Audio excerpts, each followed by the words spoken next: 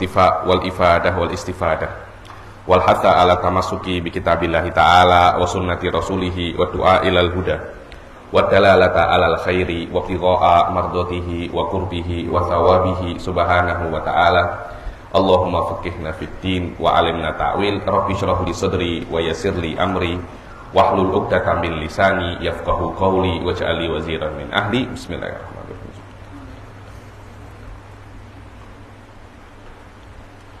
Alhamdulillah, puja dan puji syukur kehadirat Allah Subhanahu wa taala sudah mempermudah kita untuk datang ke tempat yang penuh berkah ini, yang tanpa ada kemudahan daripada Allah, satu saja disusahkan oleh Allah, niscaya mungkin kita akan gagal membuat daurah di sini. Coba kemarin itu bannya kempes, sudah nggak bisa. Atau mungkin habis makan ketupat kandangan itu cirit-pirit mencret, juga enggak bisa. Semuanya ini adalah rahmah wa tashilat wa taisirat wahidatil wal akhar, agar kita bisa untuk hadir di majelis taklim yang penuh berkah ini, dan ini menunjukkan rasa cinta Allah kepada kita. Semoga hal ini terus ada sampai hari kiamat. Amin amin. Alamin. Shalawat serta salam kita aturkan kepada junjungan kita Nabi Muhammad sallallahu alaihi wasallam, yang mana Rasul sallallahu alaihi wasallam yukhrijuna minadh dhulumati ilan nur, mengeluarkan kita daripada dhulumat, kesesatan, kegelapan, daripada cahaya. Begitu pula saya ingin berterima kasih kepada Ustadz Rizvan ya. Saya ini dengan nama beliau agak-agak lupa, tapi mukanya saya tidak bisa lupa ya. Karena saya ini banyak ribuan orang ya saya berjumpa ketika di Hadramut. Jadi nama itu memang saya susah untuk ingat. Karena itu mungkin saya tidak cocok jadi muhadis ini. Karena apa namanya sering lupa apa namanya nama. Tapi masya Allah beliau ini saya tidak lupa dengan muka-muka beliau ini, tidak lupa. Tapi dulu tidak segemuk ini dulu. Dulu masih kurus-kurus ini. Ini kelihatannya istrinya sudah banyak ini kelihatannya. Masya Allah, betul ya. Saya berhaji dengan beliau dan masya Allah ini adalah nikmat daripada Allah. Ini adik-adik semua bisa menuntut ilmu dan belajar di bawah asuhan Ustadz Rizvan, yang mana mendapat ridha dan nadhrah daripada Al-Habib Abu Bakar Al-Adni pada saat itu, dan ditarim ketika beliau ini masih belajar tahun 2012-2011 ya Ustaz ya, antum mulai ya. 2010 itu masih banyak-banyaknya Habib-habib tua masih ada semua. Habib Salim rahimahullah masih ada, Habib Abdullah bin Syahab masih ada, Habib Sa'ad masih dapatin antum. 3 bulan setelah wafat Anda baru dapat. Habib Husin Aidid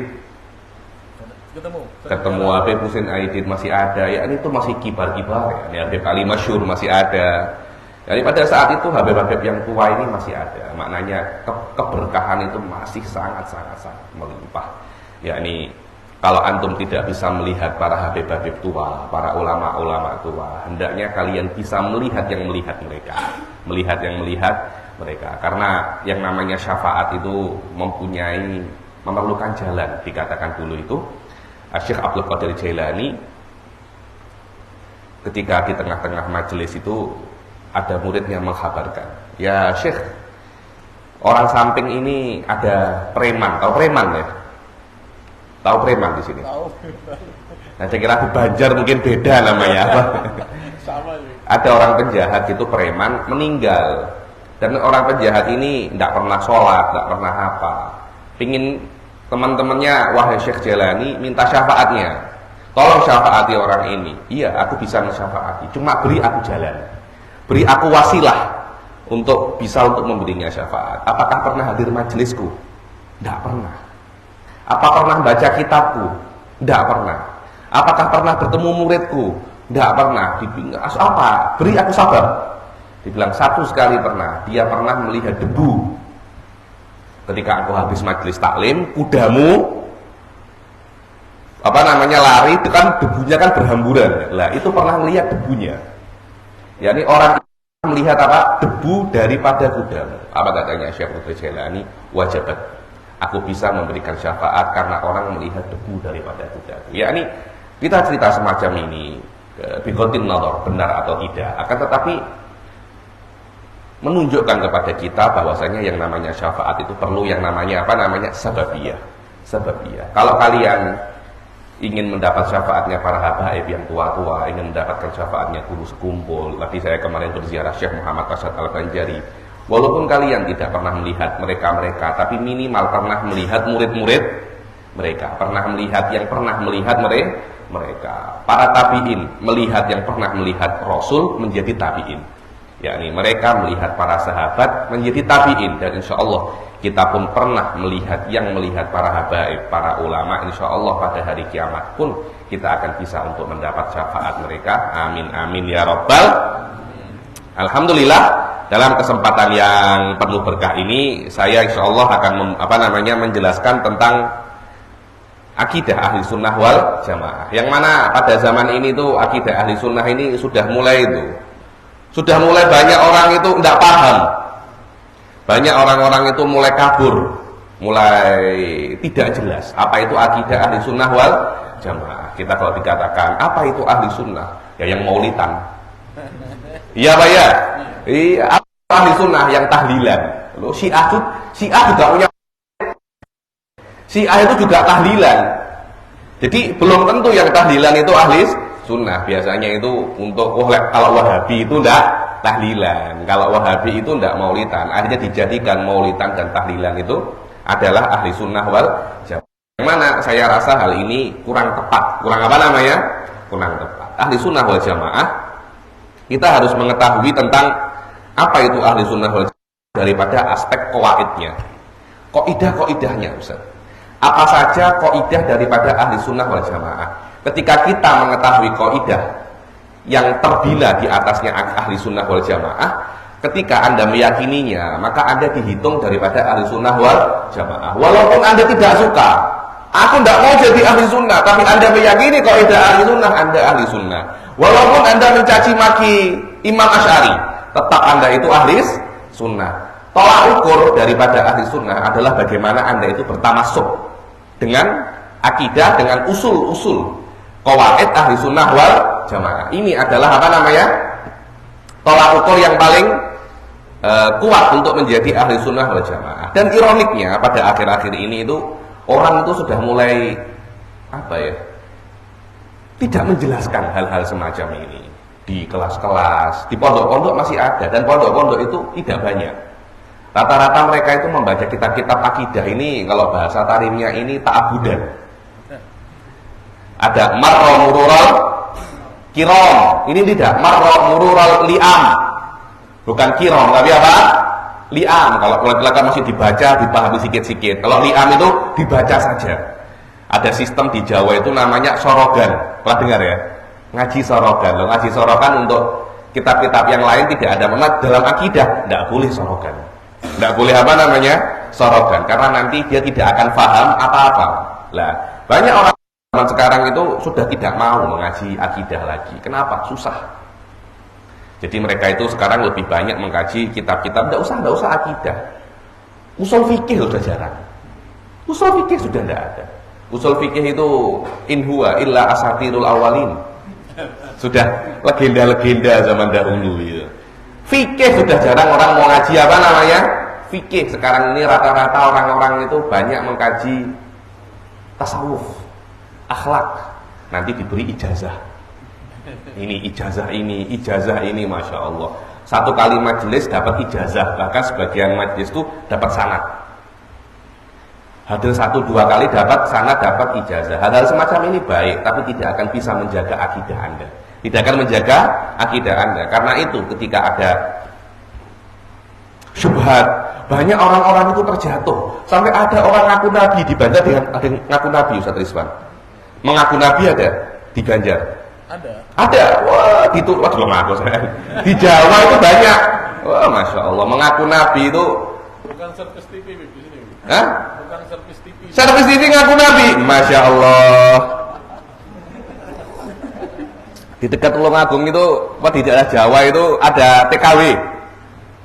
Kerja di luar negeri, jadi pembantu, ngaku nabi. Ada lagi apa itu nabi, namanya Nabi Cecep. Dari Sunda, Nabi apa namanya Cecep. Saya bilang itu nanti kalau sholawatan bagaimana itu? Ya Rabbi sholli ala Cecep. Ya kan tidak enak kan. Ya, terus nanti gimana itu apa? Rebananya. Ya Rabbi ala Cecep. Ya, kan tidak enak kan. Ibu-ibu apa namanya ibu-ibu hadroh itu loh. Jadi kan tidak mendapatkan feel-nya kan. Loh begitu itu yang ngikuti banyak. Yang mengikuti apa namanya? Banyak. Beriman kepada Nabi Cecep, ini Nabi tukang servis TV. Malah ada itu dulu itu mengaku malaikat dan anak Nabi Isa, Masya Allah. Saya takut punya anak lagi nanti Nabi Idris itu. Lah begitu, yang mengikuti juga banyak. Yang mengikuti juga banyak. Kenapa? Karena banyak daripada mereka itu tidak mengerti tentang apa namanya akidah. Menghafal Al-Quran bagus. Menghafal Al-Quran bagus ini saya punya contoh yang paling konkret ini, saya dengan Ustaz Hasan tahu. Kawan saya perempuan dulu di Jordan, penghafal Al-Quran, pakai cadar. Sekarang menjadi orang feminis, tidak percaya agama, lepas cadar, lepas jilbab, pakai pakaian biasa. Penghafal Al-Quran, pakai cadar, rapat. Awal-awal buka cadarnya. Terus pergi ketemu sama kaum apa namanya orang-orang yang feminis, orang-orang yang aneh-aneh, pulang sudah buka semua tidak ada, dan dia ragu tentang Islam. Kenapa kok Islam semacam ini? Kenapa? Akhirnya wallahu a'lam mungkin murtad tuh perempuan itu. Kenapa? Ya karena tidak tahu tentang akidah. Ini saya beritahu dulu pentingnya tentang akidah, dan cerita semacam ini banyak. Saya Said Foda itu pernah berjumpa dengan seorang laki-laki itu jurusan kedokteran daripada Jordan, tapi belajar di Mesir. Ayahnya seorang imam masjid, hidup di kalangan masjid, datang ke Syekh Said Foda, menangis. Syekh, ana mau jumpa sama ente. Guru saya itu, silakan. Udah gak ada orang semua, berdua sama Syekh Said Foda, dia mulai menangis, setengah jam gak berhenti. Dia berhenti, ditanyai, kenapa kamu menangis? Gini Syekh, saya ini anaknya seorang imam. Saya tinggal di lingkungan masjid, saya hafal 20 juz. Dan saya sekarang belajar apa namanya kedokteran di Mesir. Masalahnya apa? Masalahnya saya sudah mulai ragu terhadap Allah. Saya sudah mulai mempertanyakan diri saya, kenapa saya sholat? Sudah beberapa bulan ini, saya mau sholat, saya tidak bisa untuk sholat. Setiap saya itu mau sholat, hati saya mempertanyakan, kenapa saya harus sholat? Saya bilang, apakah kamu pernah belajar ilmu namanya tauhid? Ilmu apa itu? Itu ilmu yang tentang akidah. Dia terkejut. Ada toh ilmu semacam itu? Ada, loh ada. Coba sekarang kamu ini belajar kedokteran. Kamu bisa mendapat beasiswa ke Mesir untuk belajar kedokteran. Nilai ente berapa? Nilai ana dari ketika SMA semuanya di atas 9 semua. Dan ana di kedokteran juara 1. Coba 10% saja waktu yang kamu gunakan untuk belajar. Pasti kamu belajar pagi malam. Iya, saya tidur tengah malam, bangun pagi sudah belajar lagi. Coba 10% saja waktu itu yang kamu gunakan untuk belajar kedokteran, kamu gunakan untuk belajar tauhid. Hal ini tidak akan apa namanya? Tidak akan terjadi. Akhirnya dia diberikan kitab-kitab tauhid dan belajar, dan hilang. Syubhat-syubhat ini semuanya apa namanya? Hilang. Kita ini berada di era yang saya katakan itu pandemik akidah. Akidah itu pandemik. Kenapa? Pada zaman sekarang yang namanya syubhat itu bisa datang kepada diri Anda dimanapun kapanpun. Dulu tuh tidak ada yang namanya HP, Ustaz. Dulu tuh tidak ada yang namanya di zaman Mu'tazilah, di zaman Ibn Taimiyah, tidak ada yang namanya HP. Sekarang dimanapun, di kamar Anda, di tempat tidur Anda, syubhat itu bisa datang. Bisa datang syubhat itu. Anda bisa tengok semacam ini, syubhat yang berasal daripada Arab bisa datang ke sini. Syubhat yang daripada Amerika. Beberapa hari ini banyak orang-orang Banjar tuh inbox saya, masalah Nur Muhammad Qadim. Masalah Nur Muhammad Qadim. Saya itu juga bingung kenapa kok orang Banjar banyak apa namanya WhatsApp saya itu. Ada yang mengatakan Nur Muhammad Qadim kah? Padahal itu syubhatnya daripada Banjar sampai ke Tulungagung dalam sekejap saja. Tidak perlu naik Citylink 1 jam dari Surabaya, kemudian tidak perlu, sekejap saja 5 menit ya, sudah sampai. Karena itu syubhat kepada Anda kapanpun dengan cara apapun. Sebab itulah membentengi orang-orang muslim dengan akidah yang benar, wallahu a'lam, saya rasa pada saat ini adalah sebuah keniscayaan. Sebuah apa namanya? Keniscayaan. Tidak cukup hanya mendapatkan ijazah wirid. Wah, baca ini kaya. Wah, semangat. Kalau masalah-masalah perkayaan itu saya ijazah lunas. Oh, masya Allah. Itu kalau saya, insya Allah setelah kelas ada ijazah lunas hutang sampai situ nanti. Apalagi ijazah dapat suami, dapat istri 4 sampai sana tuh. Sampai sana itu. Loh, tapi itu bukan apa yang kita cari. Apalagi kalau kita mengundang qasidah, masya Allah. 1 tabalong penuh. Apalagi qasidahnya iku. Nah, habis sudah itu. Oh, sampai sana itu. Sampai ada yang di atas pokok-pokok ngelihat apa itu qasidah. Tapi ketahuilah hal itu tidak akan bermanfaat lama. Sekali Anda kena syubhat, habis. Habis. Ya ilmu semacam ini dia memang membosankan. Memang apa namanya? Membosankan bagi yang bosan, tapi bagi para penuntut ilmu ini adalah sebuah nikmat yang paling agung. Apa katanya Khoridah? Fafham munihta ladzatal ifhami. Khoridah Bahiyah Al-Imam Dardir. Alhamdulillah Al-Fakir pernah berziarah ke Imam Dardir ketika Al-Fakir ke Mesir. Fafham munihta ladzatal ifhami. Fahamilah, insyaallah kamu akan diberi kelazatan untuk apa namanya? Memahami ilmu-ilmu semacam ini lezat. Dan ketika Anda memahami ilmu semacam ini, nanti insyaallah kita akan saya akan pergi daripada tabalong insyaallah, kecuali sudah dalam keadaan kitab ini hatam. Nanti kalian akan lihat sebelum kalian daurah dan setelah kalian daurah, kalian akan merasakan sebuah perbedaan. Saya lebih sempurna sebagai manusia. Ilmu-ilmu ini bukan hanya sebuah maklumat, sebuah knowledge, sebuah pengetahuan, tidak. Ilmu ini menyempurnakan Anda sebagai seorang apa namanya? Manusia. Dulu itu saya belajar dengan Syekh Said Foda menjelaskan masalah kias. Sifat kias di dalam kitab usul fikih menjelaskan kias. Orang-orang di belakang teriak, "Wah!" Loh, ini kan untuk tasawuf kan. Biasanya orang-orang itu apa? Wajib. Bilang apa? Ada wajib tiba-tiba itu. Habib Umar sering semacam itu. Habib Umar membaca Al-Quran, sholat, yang belakang itu jatuh. Nanti ada lagi jatuh. Ini belajar kias. Orang belajar kias biasanya pusing. Dia tidak teriak, ini teriak. Wah, teriak jatuh. Kenapa? Dia merasa aku baru memahami bahwasanya ilmu ini sangat agung.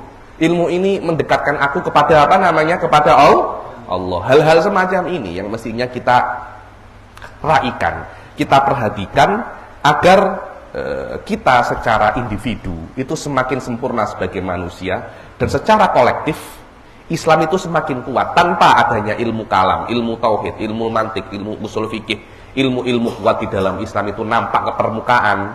Alah, bohong kalau Islam mau bangkit, bohong. Kalau yang tetap nampak ke permukaan itu iku. Ini lagi alamat lah, baru lagi ini. Kalau yang nampak ke permukaan itu dan tidak akan bangkit Islam itu, percaya sama saya. Tidak akan apa namanya? Bangkit. Islam itu bangkit ketika ilmu-ilmu itu tersebar. Ketika di kedai-kedai kopi, di angkringan-angkringan, di tempat-tempat jual ketupat kandangan itu, semua berbicara tentang ilmu kalam, ilmu tauhid, ilmu mantik. Pada saat itu ketahuilah kebangkitan Islam sudah dekat. Kalau masih yang dibicarakan 01, 02, 03, yang dibicarakan itu yang dibicarakan Naruto, One Piece, masih jauh itu. Masih jauh. Yang dekat Dajjal, bukan kebangkitan apa namanya? Islam itu. Ini benar, ini bukan saya kasyaf. Ini adalah apa ya? Umurun adiyah, perkara-perkara yang normal, dan Anda mengetahui dengan dekatnya ini perkara yang lain akan dekat insyaallah. Dan insyaallah kita di dalam kesempatan ini akan menggunakan kitab apa namanya? Muqaddimat, banyak orang itu salah melafalkannya. Ini muqaddimah, bukan muqaddimah. Muqaddimat. Dia itu jamak muannas salim. Muqaddimah. Saya itu ada Ustaz Rifan, orang komen, kok muqaddimah terus? Kok tidak masuk kitabnya? La haula wala quwata illa billah. Ini kitab namanya Al-Muqaddimah. Kita tidak membaca muqaddimah kitab. Ya ini orang kalau banyak iku ya semacam ini ya. Ini kitab namanya apa? Al-Muqaddimat. Al-Muqaddimat ini dia itu diletakkan sebagai muqaddimah untuk ilmu kalam. Dia masih belum masuk ilmu kalam lagi. Dia belum masuk ilmu kalam lagi, tapi sebagai apa namanya? Muqaddimah untuk ilmu kalam. Dan di dalam kitab ini nanti Anda akan lihat disebutkan banyak sekali qawaid kuliah, kaidah kuliah yang diletakkan sebagai apa ya? Muqaddimah, sebagai pembuka, pendahulu untuk belajar ilmu kalam. Apa kalau bahasa Arabnya itu madkhal, bahasa Inggrisnya itu prolog dulu. Ada prolognya dulu. Jadi Anda itu tidak masuk ilmu kalam masuk saja, tidak. Ada muqaddimahnya dulu.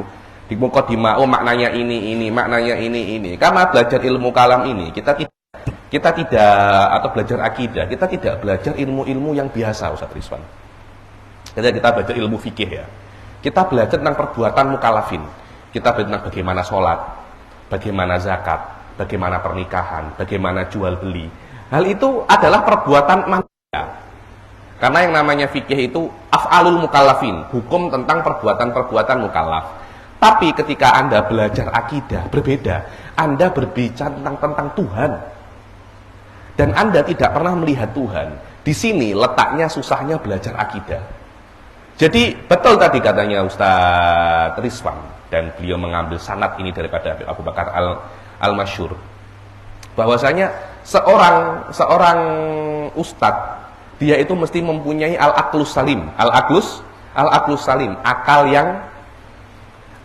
yang jernih, akal yang selamat. Padahal akal yang sehat itu kan biasanya, ini ironik ya, malah saya sering dengar akal yang sehat ini bukan daripada para kiai, bukan daripada para habaib, dari Rocky Gerung. Saya itu, iya kan, presiden akal sehat. Saya bilang aib itu, aib. Maknanya aib bagi kita ya ini. Seharusnya kata-kata itu tidak keluar daripada Rocky Gerung yang ateis. Dia ateis, dia mengatakan dia ateis kok.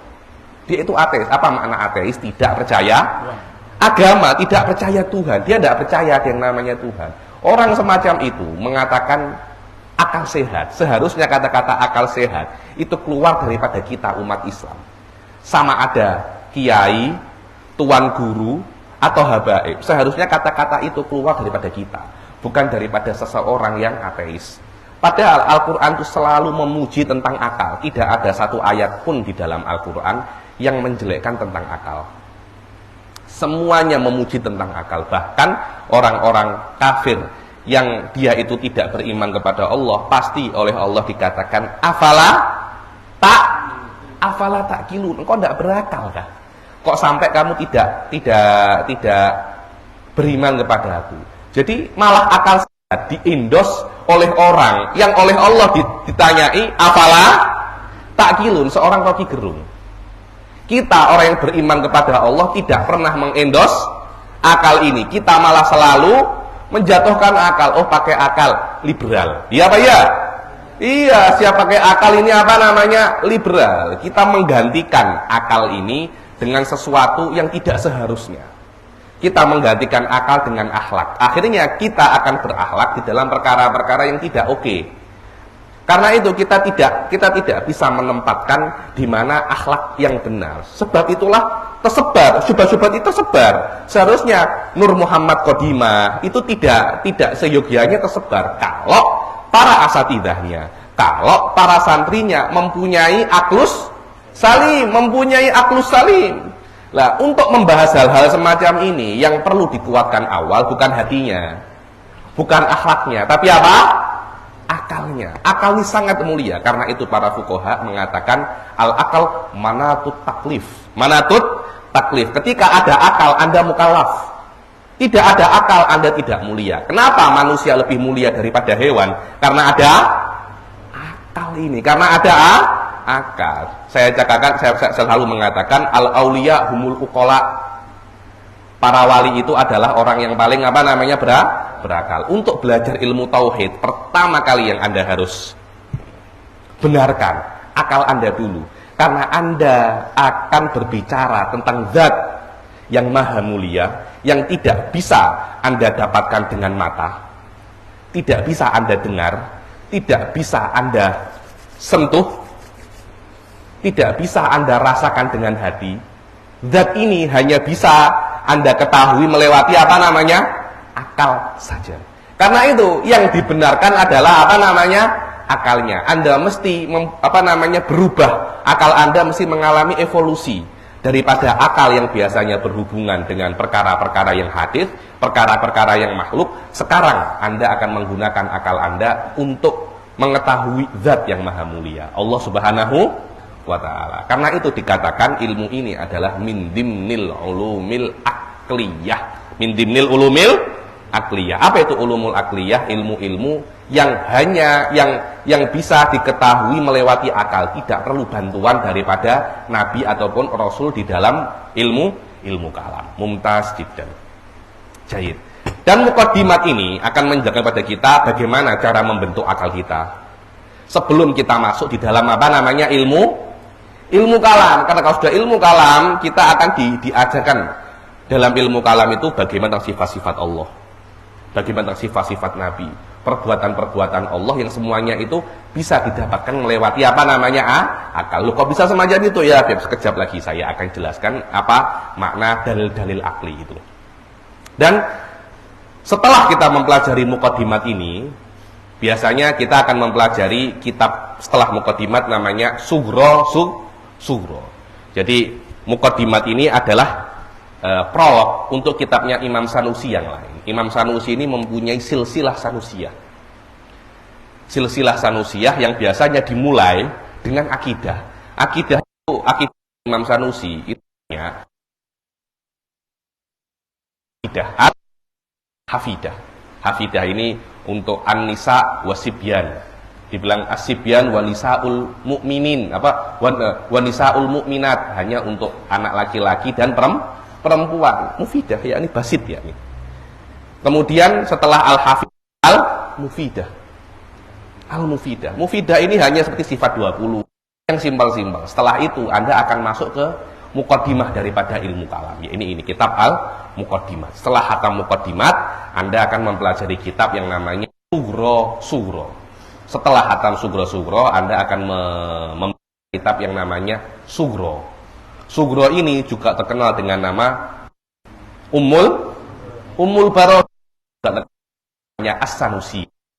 As-Sanusiyah, Sugro, Ummul Barohin, 3 nama untuk satu kitab. Setelah Anda hatam Sugro, Anda akan membaca kitabnya beliau lagi namanya Al-Wusto.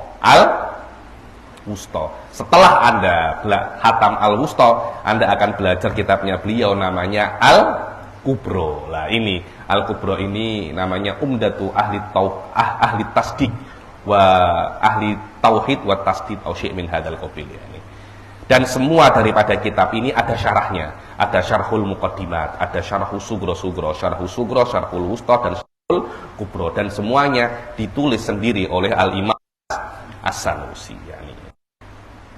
Tinggal bagaimana, dan semoga daripada tabalong ini muncul mutakalimun, bukan hanya muncul orang-orang yang berakhlak bagus. Sudah banyak orang yang berakhlak bagus, tapi kita memerlukan mutakalimun, kita memerlukan ahli-ahli ilmu kalam yang menjadi benteng daripada menjadi benteng daripada akidah ahli sunnah wal jamaah. Jangan sampai nama-nama ahli sunnah ini diakui oleh selain daripada ahli sunnah. Sekarang mengatakan ahli sunnah itu maknanya wahabi. Oh iya, saya pernah melihat itu satu poster Ustadz sunnah, yaitu siapa itu namanya Firanda, siapa lagi, Khalid Basalamah, Jawas. Ini Ustadz sunnah lah, Ustadz Rizvan, saya ini Ustadz bid'ah semuanya. Kita Ustaz apa namanya? Bid'ah. Jangan sampai semacam itu. Jangan sampai ahli sunnah wal jamaah itu diambil namanya oleh orang-orang yang tidak bertanggung jawab. Ya, ini adalah muhimmah, adalah tugas kita semua untuk bisa untuk bisa membalikkan, menviralkan lagi ilmu yang namanya ilmu kalam, dipelajari dalam pondok-pondok di mana-mana. Jadilah kita ini duta-duta akidah. Kita menjadi duta-duta keyakinan-keyakinan yang benar. Akhirnya ketika ada syubhat-syubhat itu, kita tidak akan mudah untuk tergoyahkan. Insyaallah pada kesempatan muqaddimah kali ini, kelas yang pertama, saya ingin sedikit membahas tentang apa makna ahli sunnah wal jamaah. Mana tadi? Ayo. Saya ada sedikit menjelaskan tentang makna ahli sunnah itu. Dulu saya pernah muhadharah umum di Haul Tok Kupaluh. Pernah dengar Tok Kupaluh? Tok Kupaluh salah seorang ulama besar daripada Malaysia, di tempat namanya Terengganu. Tok Kupaluh ini Alidrus, daripada marga Alidrus. Cuma beliau itu berasal daripada tempat namanya Paluh. Akhirnya karena dia itu ulama besar di Paluh, dibilang Tokku. Ini Datukku. Datukku Paluh, maknanya datuk seperti guru sekumpul. Di sana namanya Datuk Paluh, dan Datuk Alidrus daripada marga Alidrus. Saya pernah diundang untuk maulid untuk hadir haul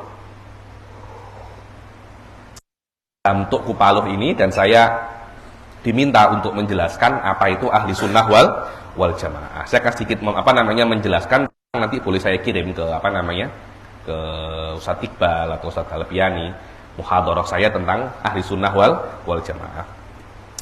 Ahli sunnah wal jamaah. Sebelum kita mempelajari ilmu kalam, ya, kita harus mengetahui apa sih ahli sunnah wal jamaah itu. Setelah itu nanti akan saya jelaskan apa itu ilmu kalam, agar tidak ada fitnah di antara kita. Karena kita ini, atau saya secara khusus, itu selalu dituduh ini macam-macam. Dulu saya dituduh Wahabi, ini Ustaz ini sudah tahu ini. Betul, sampai ketika saya itu melamar istri saya yang sekarang itu, saya melamar, ayah mertua saya itu tanya teman-teman saya, kamu tahu Ali TA? Oh, hati-hati Habib, itu Wahabi itu.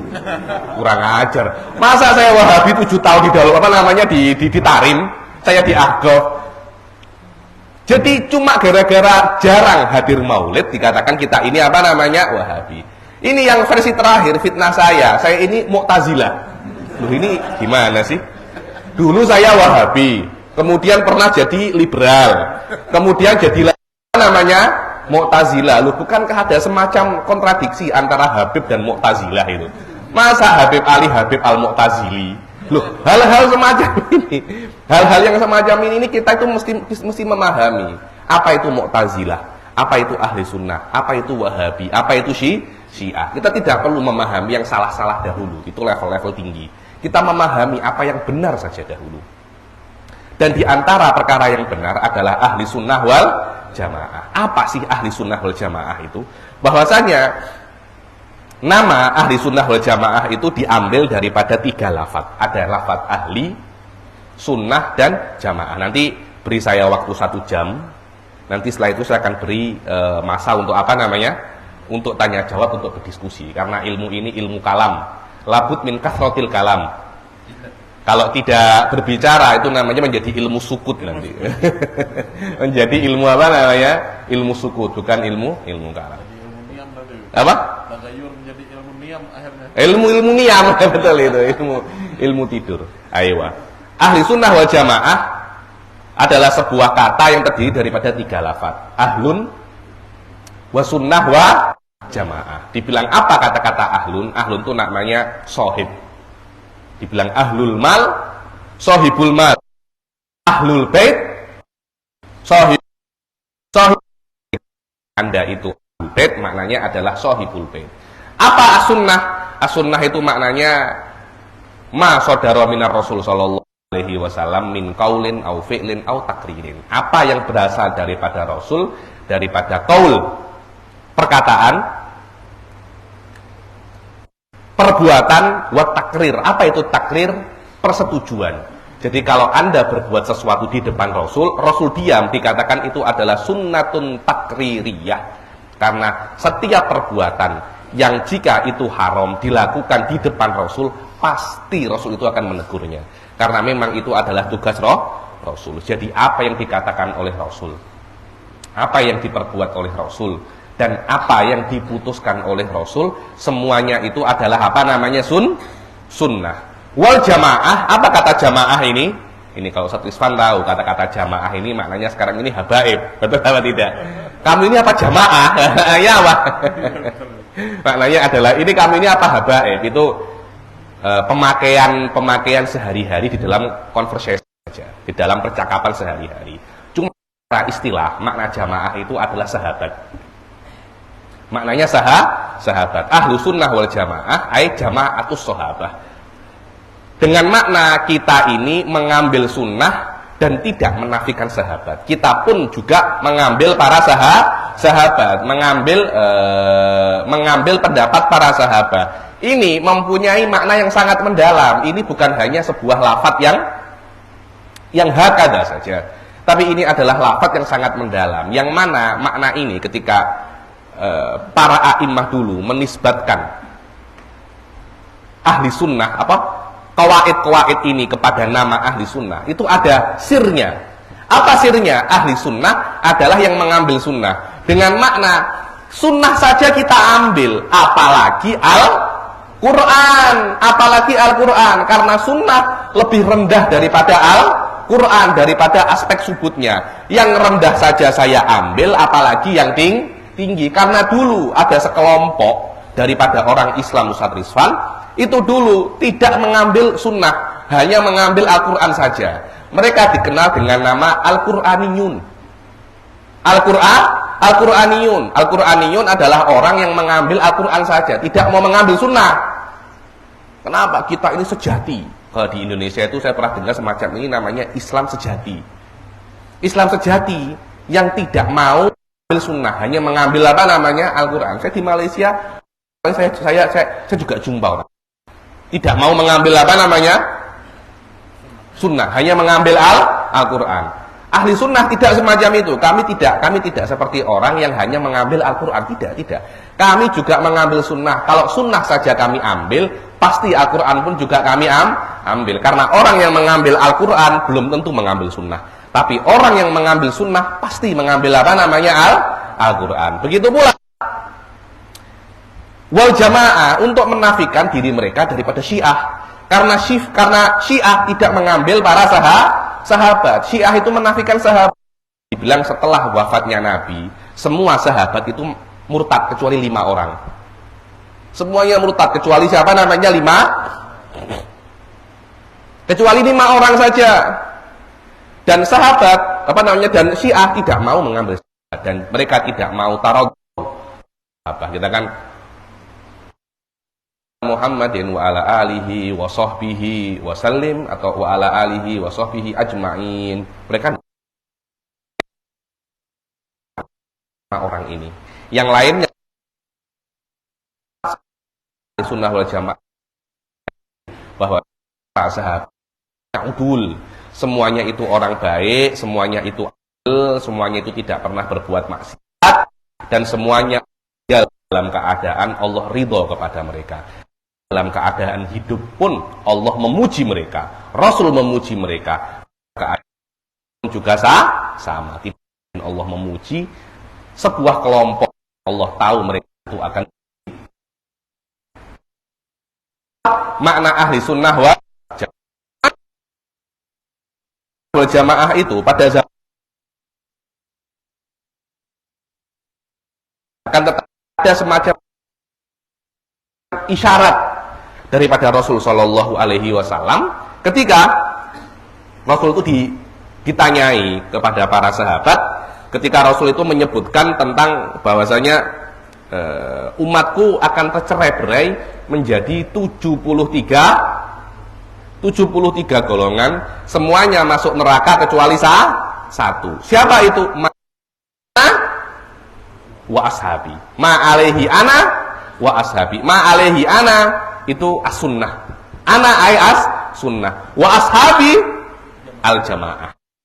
Itu dari sini para ulama menamakan kelompok al-firqatun najiyah itu ahli wal jamaah, ahli sunnah wal jamaah. Dan nama ini tidak diperebutkan, tidak ada yang memperebutkan ahli sunnah wal jamaah. Anda kalau melihat Mu'tazilah, tidak mau jadi ahli sunnah, tidak mau. Kamu tuh ahli sunnah, bukan.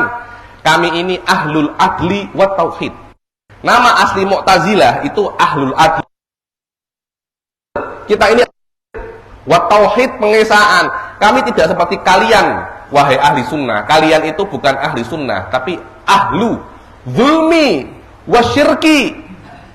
Kalau kita ini ahlul adli wa tauhid, kamu ahlul zulmi wa syirki. Mu'tazilah dulu itu mereka mempunyai mabadi' ya, mereka mempunyai qawaid. Yang qawaid itu menjadikan mereka itu menisbatkan diri mereka kepada keadilan dan yang mana mereka menyindir kita bahwasanya seperti, oh ini asatidatus sunnah lah, saya Ustadz Rifan ini asatidatul bid'ah, itu sindiran. Mu'tazilah ini ahlul adli wa tauhid. Adapun kalian ahlul zulmi wasyirki. Kamu ahli sunnah, bukan. Kami ini ahlul adli wa tauhid. Syiah pun tidak mau dikatakan ahli sunnah, tidak mau. Kamu ahli sunnah, bukan. Kami ini Syiah. Mereka confident, mereka itu pede, tidak mau, karena mereka yakin mereka itu benar. Karena itu dikatakan mereka ahli sunnah, tidak mau. Wong kita, keyakinan kita itu batil. Yang benar adalah Syiah. Kami ini Syiatu Imam Ali. Adapun kalian ahli sunnah itu mubghidi Imam Ali, yang benci kepada Imam Ali, namanya kelompoknya Ibadiyah, tidak mau dikatakan. Nah, nama ahli sunnah ini hanya diperebutkan oleh dua kelompok saja, Wahabi dan kita sebagai apa namanya sunnah. Direkam ini Ustaz.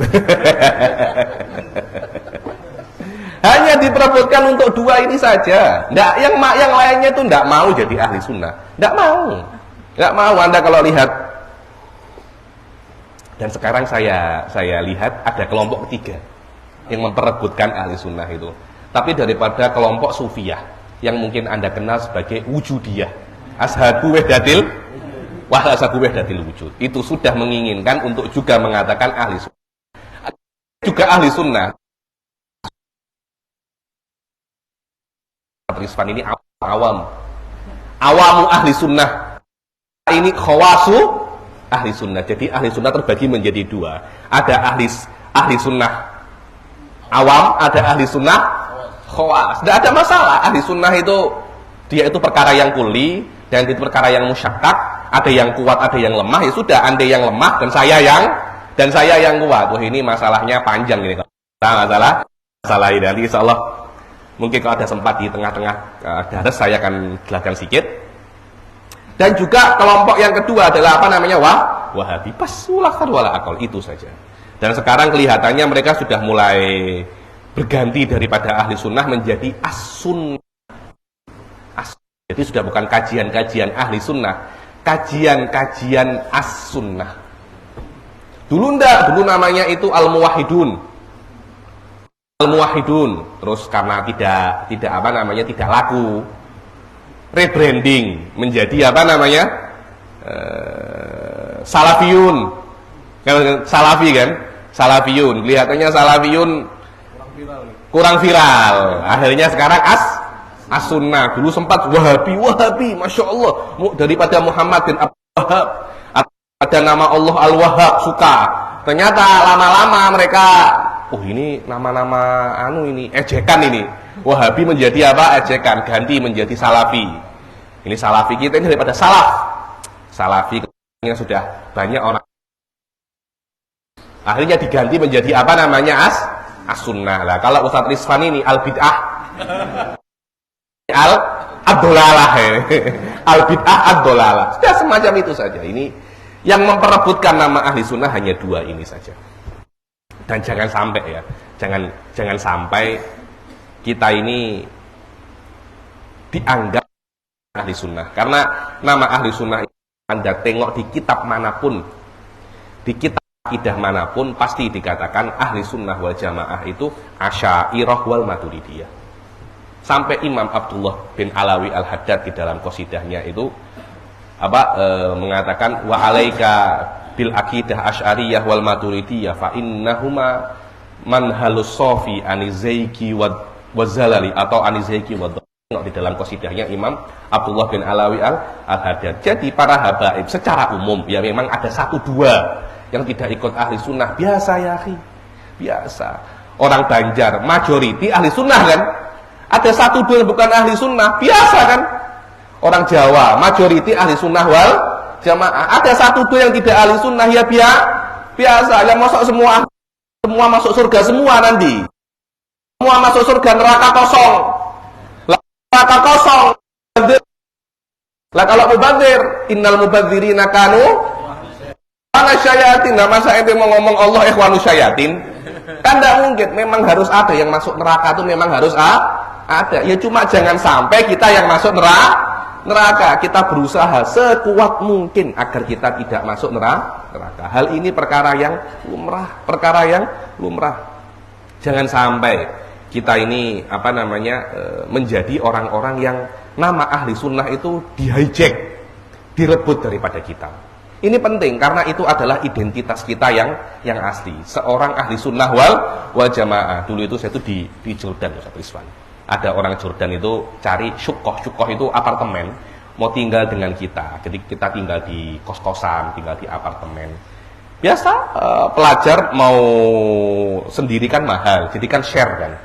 Share share apartemen, normal itu. Ada satu orang cari, saya pingin apartemen. Oh ada apartemen dengan fulan bin fulan, jamaah kita orang ya. Mereka baik, masya Allah. Aibnya satu, apa itu? Mereka Asy'ari. Aibnya apa mereka? Asy'ari. Jadi kata-kata Asy'ari ini sudah menjadi kalimatul dzam. Kalimatul dzam, yakni perkara ejekan. Betul di beberapa tempat ada Asy'ari. Kalau Maturidi malah angel lagi sudah. Mereka mau melafalkan angel. Susah mau melafalkan Maturidi itu sudah susah. Asy'ari sudah menjadi di banyak tempat kalimatul dzam. Padahal dulu orang-orang itu ketika mengatakan anak Asy'ariyul madhab, bangga. Asy'ari sebagai sumber ilham, sebagai sumber discovery, sebagai sumber ketika orang itu ingin bangga-bangga, saya ini Asy'ari. Mereka itu bangga. Mereka itu bangga. Mereka tidak malu terhadap keasy'arian mereka. Mereka bangga terhadap keasy'arian mereka. Tapi sekarang banyak orang itu malu. Bahkan wa na'udzubillah, banyak daripada mereka itu malu menjadi muslim. Malu menjadi muslim. Kenapa? Ya karena banyak sekali serangan. Wahabi menyerang Asy'ari, orang non-Islam menyerang Islam. Terus semacam itu, serangan demi serangan. Akhirnya lama-lama pertahanan orang muslim, pertahanan orang Asy'ari ini melemah. Akhirnya mereka malu mengatakan saya ini Asy'ari. Yang muslim takut kita ini netral. Agama kamu apa? Netral. Ini lu netral. Agama harus pilih salah satu. Anda pemilu, Anda boleh golput. Apakah agama boleh golput? Agama Anda apa? Golput. Tapi ada golput itu. Lo ada orang-orang semacam ini ada lagi saya pernah jumpa itu iman jaga-jaga. Loh bagaimana jaga-jaga? Iya, saya kalau hari raya, saya kalau Ramadan saya puasa Habib. Natal ya ikut Natalan juga saya ini. Natalan ke gereja. Kalau nyepi saya ke Bali, Habib. Nyepi juga. Saya kadang-kadang kalau Jumatan saya malam Jumat saya yasinan. Nanti kalau hari Minggu saya injilan. Nanti kalau hari itu saya baca Weda, saya baca Tripitaka. Jadi kalau saya mati, saya sudah ada backing sudah ada jaga-jaga. Ya kalau Tuhannya Allah ya saya sudah pernah yasinan. Kalau Tuhan sudah pernah apa namanya ke gereja. Itu dalilnya ada dalam Al-Quran, Habib. Loh, apa? Saya kaget itu. Apa dalilnya? Ini baru ini. Apa iya? Iya karena budu wa iya karena ta'in. Loh, maknanya apa itu? Iya karena budu. Ya ini orang Jawa, diterjemahkan bahasa Jawa. Iya lek dudu. Lek enggak apa ora isin. Dibilang, iya kalau Yesus itu bukan Tuhan. Lah kalau dia Tuhan, apa kamu ndak malu nanti? Diterjemahkan semacam itu. Oh, ikut tafsir koplak. Itu tafsir koplak, dibilang. Itu tafsir yang salah. Akhirnya dia beriman kepada semua agama. Jadi macam-macam. Ada orang nggak mau beriman ke agama manapun, atau ragu kepada agama manapun. Namanya itu agnostik. Ada lagi orang yang tidak percaya ke agama manapun. Itu namanya ateis. Ada lagi yang beriman kepada semua agama. Itu namanya apa? Itu iman jaga-jaga, nggak tahu namanya apa itu. Anda tidak boleh mencoblos semua. Anda harus mencoblos salah satu. Karena ini bukan pilpres. Ini adalah agama. Anda di pilpres Anda boleh golput. Di agama Anda tidak boleh apa namanya golput. Jahit jidang.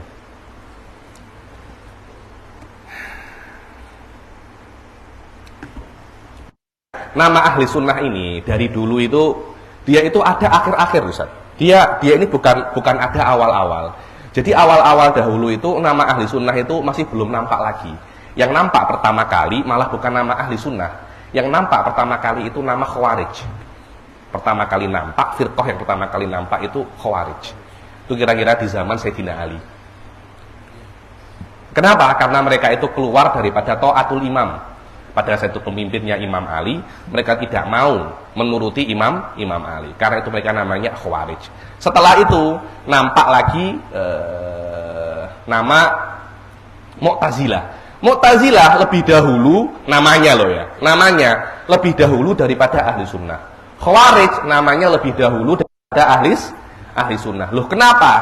Semacam itu iya, karena pada saat itu ahli sunnah itu majority. Yang mayoritas tidak perlu nama yang asing. Yang perlu nama yang asing yang tidak sesuai dengan mayoritas. Yang minoritas perlu nama untuk membedakan daripada mayoritas. Mayoritas tidak perlu nama. Itu normal. Itu normal. Dan dulu namanya ahli sunnah itu bukan ahli sunnah, tapi musabbitah. Lah musabbitah ini karena mereka mengisbatkan sifat-sifat yang dinafikan oleh Mu'tazilah kepada mereka. Mu'tazilah menafikan iradah, menafikan ilm. Sifat-sifat yang dinafikan oleh Mu'tazilah dikatakan apa namanya? Sifat-sifat yang dinafikan oleh Mu'tazilah diisbatkan oleh ahli sunnah. Karena itu pada saat itu mereka terkenal dengan nama apa namanya musabbitah. Musabbitah ini adalah nama awal daripada ahli sunnah wal jamaah. Dan pada saat itu masih di zaman-zaman tabi'in. Dan orang-orang yang membela ahli sunnah wal jamaah sebelum Imam Asy'ari itu banyak. Di antaranya mereka adalah Abdullah ibn Sa'id ibn Kullab, Harith al-Muhasibi, Al-Qalanisi. Semua itu adalah nama-nama sebelum Imam Asy'ari. Nama-nama yang mengkilap, nama-nama yang bersinar sebelum nama-nama sebelum nama Imam Asy'ari. Mereka lah yang membela akidah ahli sunnah wal jamaah. Karena akidah sudah ada sejak zaman Nabi. Cuma nama ahli sunnah namanya saja. Itu adanya akhir-akhir. Kenapa? Karena para ulama merasa tidak perlu untuk membuat nama yang baru. Kita tidak perlu untuk membuat nama terhadap akidah ini. Kenapa? Karena akidah ini adalah akidah majority. Yang perlu nama itu minority. Lihat dulu di Aceh, kan ada GAM kan? Ada orang yang ingin keluar daripada Indonesia. Mereka menamakan dirinya apa? GAM, Gerakan Aceh Merdeka. Kenapa mereka perlu semacam itu? Karena mereka bukan mayoritas. Mereka minoritas. Setiap yang minoritas pasti mempunyai nama yang khas untuk membedakan mereka daripada mayoritas. Hal ini adalah hal yang normal, tapi bukan maknanya akidah ahli sunnah itu ada ketika ada Imam Asy'ari. Salah itu.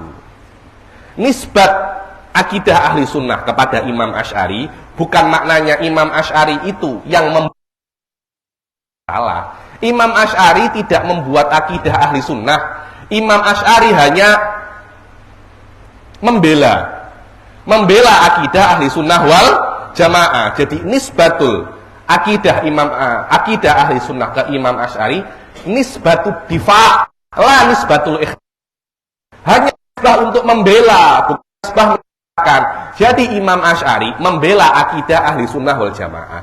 Seperti ijma'u ahli Madinah bukan diciptakan oleh Imam Malik, tapi Imam Malik membela metode pengambilan hukum ini.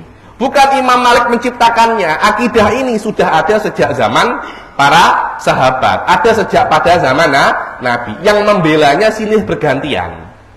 Akan tetapi ketika zaman Imam Asy'ari, Masya Allah, Imam Asy'ari membela akidah ini. Beliau yang paling banyak andilnya. Kitabnya Imam Asy'ari tentang akidah ahli sunnah lebih daripada 200 kitab. Dikatakan mi'ata kitabin. Dan akidah-akidah itu, kitab-kitab itu tidak sampai kepada kita. Yang sampai kepada kita hanya sebagian.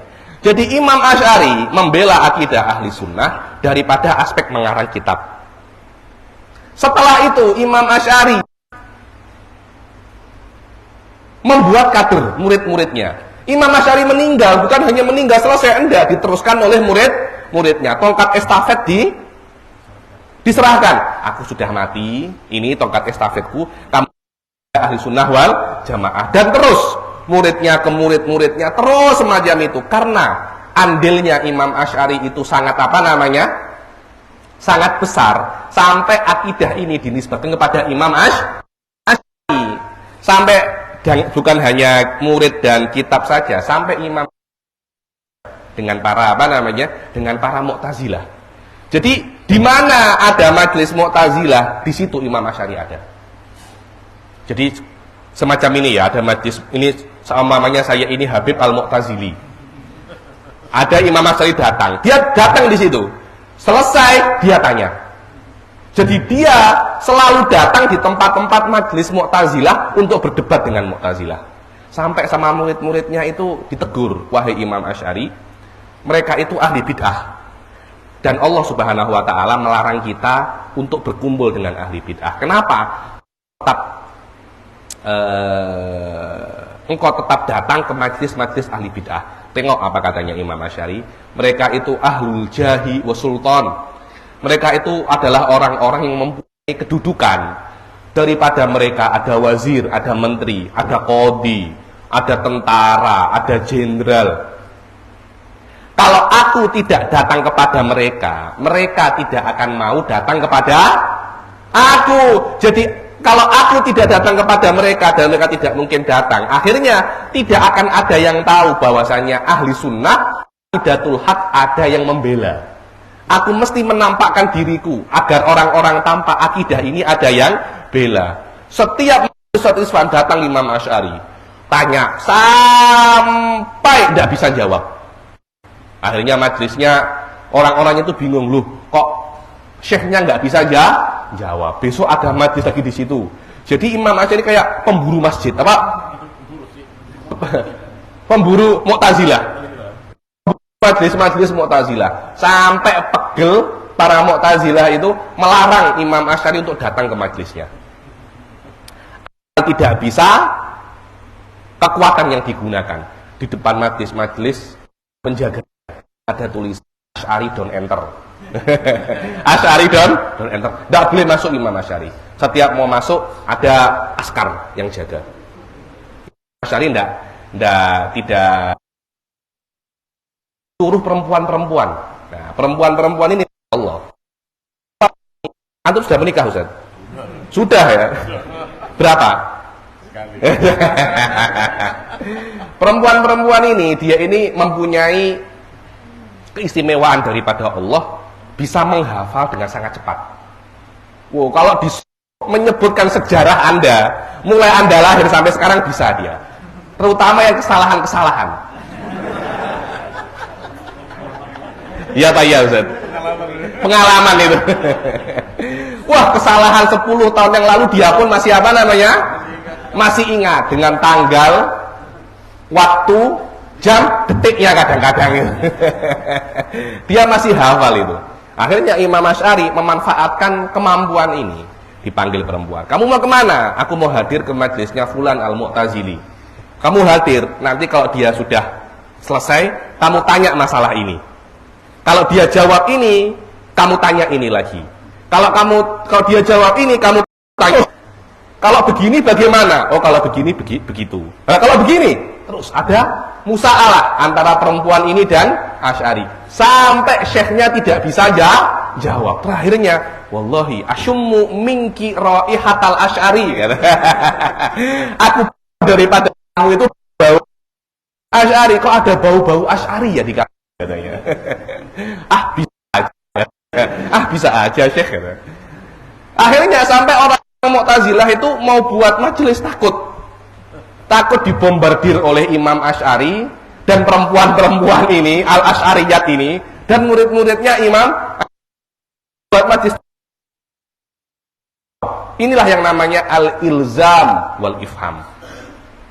Takut daripada aspek karena besarnya jasa Imam Asy'ari ke akidah ahli sunnah, sampai akidah ahli sunnah itu dinisbatkan kepada Imam Asy'ari. Bukan karena Imam Asy'ari ini menciptakan akidah ahli sunnah wal jamaah. Salah itu. Orang-orang Wahabi selalu kan. Imam Asy'ari lahir abad ketiga Hijriah, tahun 250 kira-kira ya. Sudah tahun 250 itu sebelum itu akidahnya umat Muslim itu apa? Kan semacam itu kan? Sebelum tahun 250 akidahnya umat Muslim itu apa? Ini adalah syubhat yang selalu diulang-ulang oleh siapa namanya?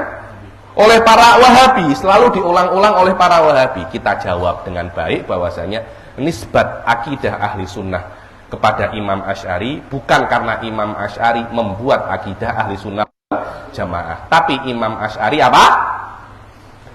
Membela ahli akidah ahli sunnah wal jamaah, karena pembelaannya itu sangat hebat sekali, pembelaannya itu sangat kuat, karena itu Asy'ari tidak dinisbatkan kepada ulama selain selain Imam Asy'ari.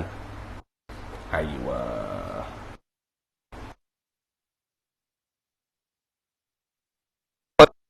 Dibilang utliku, nama ahli sunnah itu diletak ada beberapa kelompok. Yang mana kelompok-kelompok ini mereka sepakat di dalam satu usul, terkenal dengan nama usulu ahli sunnah wal jamaah. Dan berkali saya dikatakan Anda itu ahli sunnah, Anda komitmen dengan usul ahli sunnah wal jamaah. Itu komitmen. Banyak orang itu mengatakan, oh komitmen dengan Imam Asy'ari. Anda mengatakan semacam itu tidak cukup Anda ahli sunnah, karena ahli sunnah adalah komitmen terhadap ideologi. Oh, jadi jelaskan masalah ini. Tunda. Ada yang nak tanya? Saya lebih ini, ada 1 jam lebih. Sebelum saya meneruskan masalah ini, ada beberapa poin yang ingin saya sebutkan. Sebelum saya teruskan, ada yang ingin bertanya apa tidak? Silakan.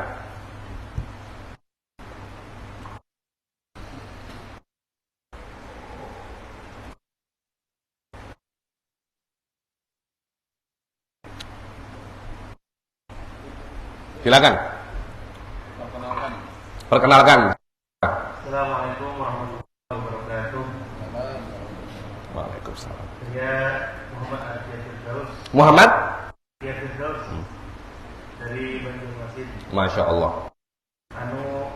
Pertanyaan saya, pengamatan akhir ini ada yang menisbahkan dirinya itu akidah Asy'ari.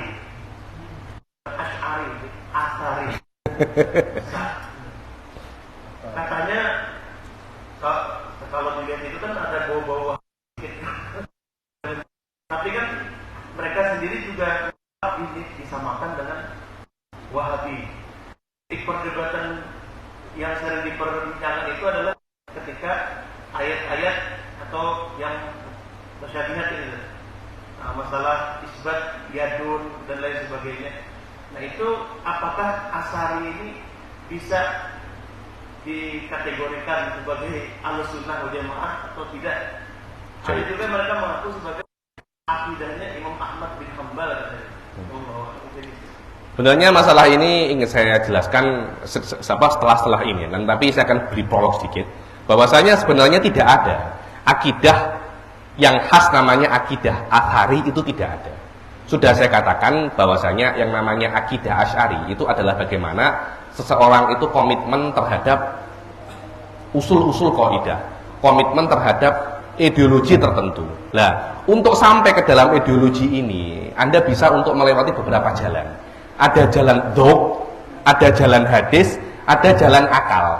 Nah, orang-orang atau walaupun memang ada hal yang dikatakan dia, atau ada akidah yang dikatakan akidah ini akidah Asy'ariyah, itu bukan akidah yang asing selain akidah Ahlussunnah wal Jamaah. Akan tetapi jalan untuk menuju akidah. Jadi akidah Asy'ari, akidah Ahlussunnah satu. Untuk menuju ke sana, jalannya itu banyak. Ada jalan akal, ada jalan hadis, ada jalan dzauq, ada jalan-jalan yang lain. Lah, namanya Asy'ariyah atau muhadditsin, memang ada beberapa kitab di dalam akidah itu menjelaskan akidah Asy'ari daripada aspek banyak meletakkan hadis-hadis. Di antaranya adalah kitabnya Al-Imam Al-Baihaqi, Al-I'tiqad ila Sabilir Rasyad. Al-I'tiqad ila Sabilir Rasyad. Dulu tuh saya tuh nak membaca kitab itu, tapi subhanallah tidak jadi, malah saya membaca kitab Al-Iqtisad fil I'tiqad karangan Al-Imam Al-Ghazali. Imam Baihaqi terkenal, beliau itu seorang muhaddits kan, seorang muhaddits. Lah, beliau menjelaskan akidah Asy'ari ini pada aspek banyak meletakkan hadis-hadis. Yang mana kalau Anda melihat di dalam kitab-kitab akidah Asy'ari secara umum, terutama di kitab-kitab yang tinggi seperti Al-Arba'in, Tawali'ul Baydawi, hampir tidak ada kitab ataupun sunnahnya. Karena memang dia itu menjelaskan akidah dengan akal. Saya itu dulu pernah dengan Syekh Said Foda itu belajar Al-Arba'in fi Usuluddin. Lebih daripada setengah. Itu saya hitung ayatnya, 2 apa 3? Setelah 300 halaman, ayatnya itu hanya 3 atau 4 ayat saja. Padahal yang mengarang Imam Razi. Imam Razi punya tafsir namanya Mafatihul Ghaib. Mafatihul Ghaib. Dan ini adalah thariqah. Thariqah di dalam menjelaskan akidah. Akidahnya sama. Dulu tuh kita tuh belajar Syarhul Maqasid. Syarhul Maqasid, kepunyaan Sa'duddin Tiftazani. Sudah 30 kelas, hampir tidak ada ayatnya sama sekali. Loh, saya itu bingung, kok tidak ada ayatnya sama sekali? Loh, ini adalah thariqah. Thariqah di dalam menjelaskan akidah melewati akal. Akidahnya sama. Ada lagi thariqah untuk menjelaskan akidah melewati hadis. Itu namanya thariqatul muhadditsin. Ada lagi thariqah menjelaskan akidah melewati apa namanya? Dzauq. Itu namanya thariqah sufiyah. Thariqah sufiyah. Bukan akidah sufi, salah loh ya. Nanti kalau Anda mengatakan akidah sufi, nanti akhirnya ada akidah yang lain selain ahli sunnah, namanya akidatus sufiyah. Dan saya sudah melihat adanya itu. Saya sudah melihat ada beberapa orang mengaku akidah yang diyakini oleh saya, oleh mutakalimin, oleh Ustadz Rizvan, ada akidatul awam. Akidah sufi ini akidatul khawas. Akidatul khawas. Yang mana akidatul khawas ini beda dengan akidatul awam dan tidak bisa diketahui melewati akal, hanya bisa diketahui melewati kasyaf. Ya diantaranya Nur Muhammad Qadim itu termasuk akidatus sufi. Begitu pula akidah Asy'ari atau ahlul hadis, kan kan ahlul hadis kan. Oh ini Asy'ari, ini ahlul hadis. Kalaupun memang ada akidah itu, hanya akidah yang cara untuk membuktikannya dan cara untuk menjelaskannya banyak menggunakan hadis, banyak menggunakan hadis, bukan akidah yang asing selain daripada akidah ahli sunnah. Lah, kata-kata ini atau kata-kata ahlul hadis Asy'ari ini, kalimatul haq urida bihal batil. Banyak diinginkan dengan kebatilan untuk mengakomodir mazhab Wahabi itu. Untuk mengakomodir, memang benar. Saya banyak melihat saudara-saudara kita daripada Wahabi, sama-sama ada di Indonesia atau di Malaysia yang pernah saya temui ya, menggunakan kalimat athari, menggunakan nama Imam Ahmad bin Hambal untuk melegitimasi akidah mereka. Yakni, ini bukan akidah sesat, ini akidahnya ahlul hadis. Ini akidahnya Imam Ahmad bin Hambal. Billahi alaik Imam Ahmad bin Hambal Mujassim yakni. Billahi alaik Imam ahlul apa namanya Imam Bukhari muhaddisun mujassimun yakni. La.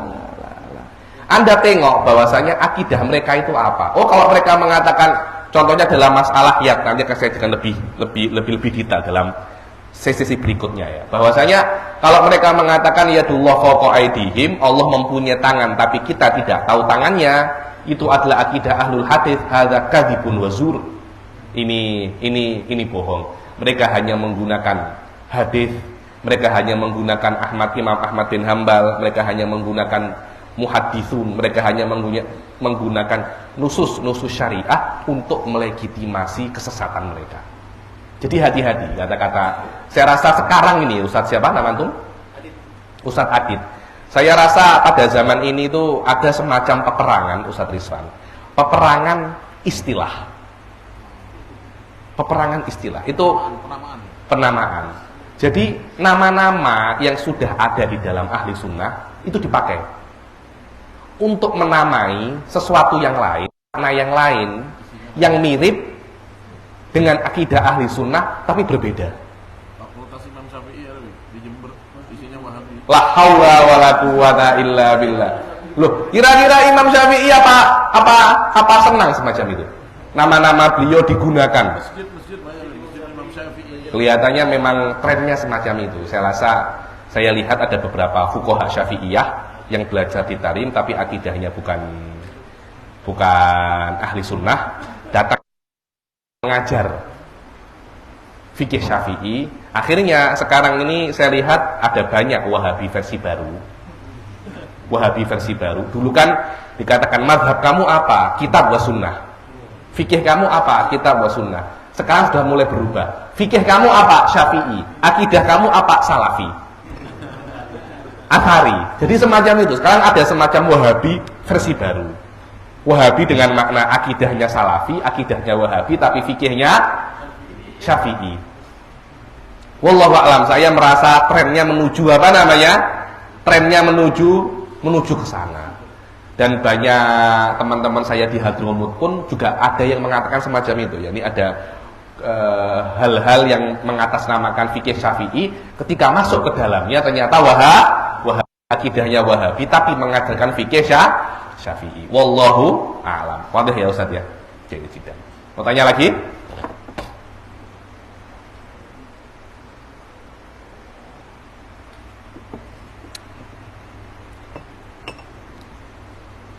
Kalau nggak ada yang tanya ini paham semua atau tidak paham semua, antara dua itu.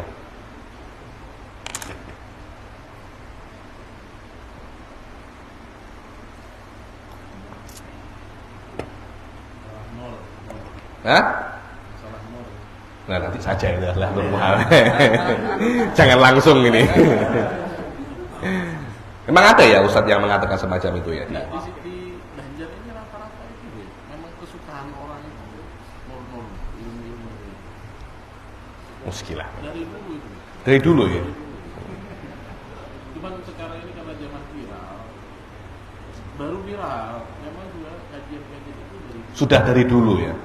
karena kita ada mereka bikin aja dari catatan aja, nggak ada kitabnya. Nggak ada kitabnya itu sebenarnya. Ya itu nur-nur itu ya. Iya. Itu perlu juga loh karena itu petani di Banjar.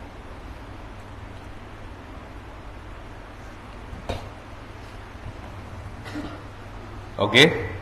Ada lagi yang mau tanya? Tidak ada?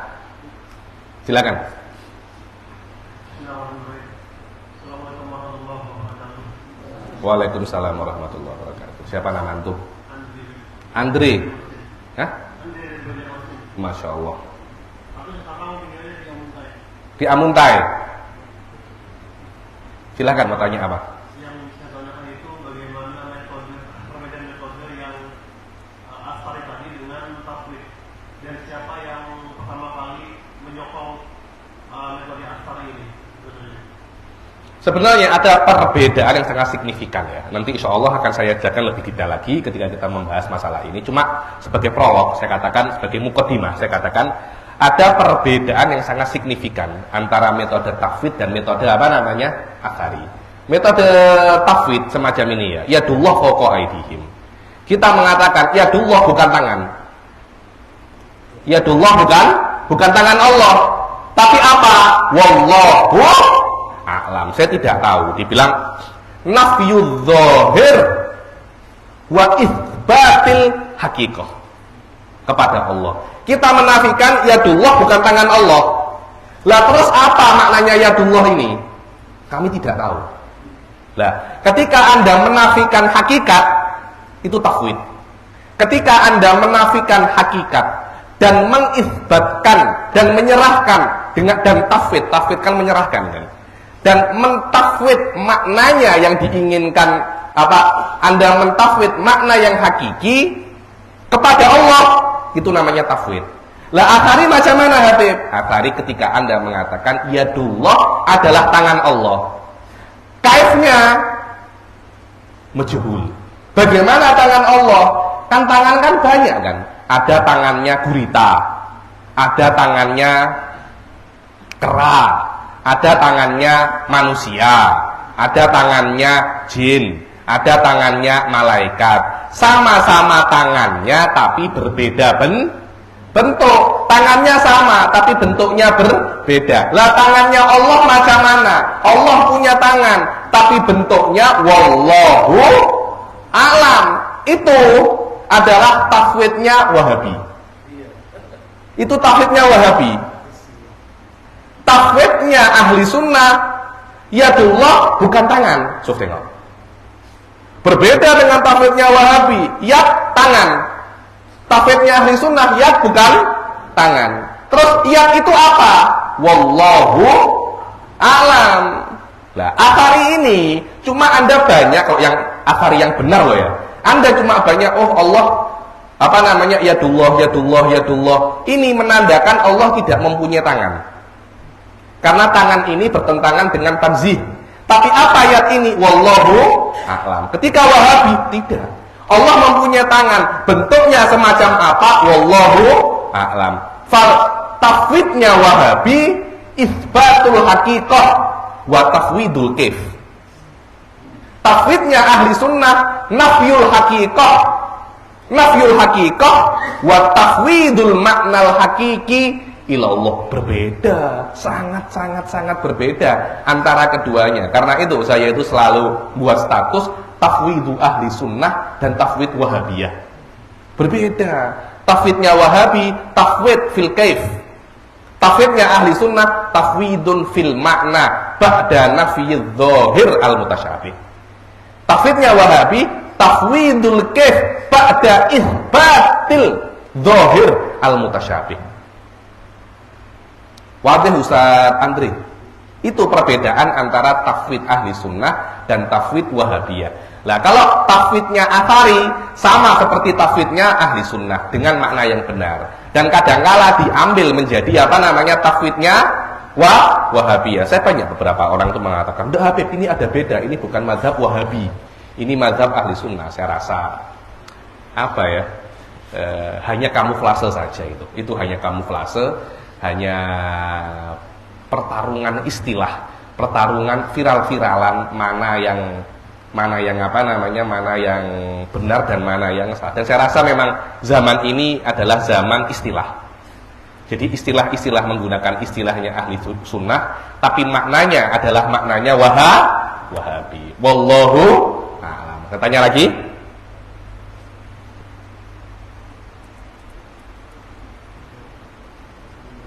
Sudah? Mau istirahat atau mau teruskan Ustaz? Bagaimana jadwal antum? Istirahat? Santai ya, relax aja.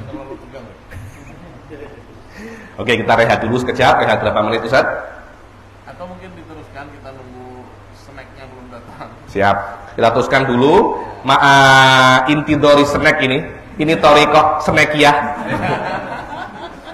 Ini torikoh snackiyah jayidan. Sudah saya katakan daripada awal bahwasanya yang namanya boleh lagi bahwasanya yang namanya yang namanya ahlu sunnah adalah bagaimana ini. Boleh saya berdiri Ustaz? Saya berdiri boleh ya? Boleh, betul. Jadi biar saya tidak ngantuk.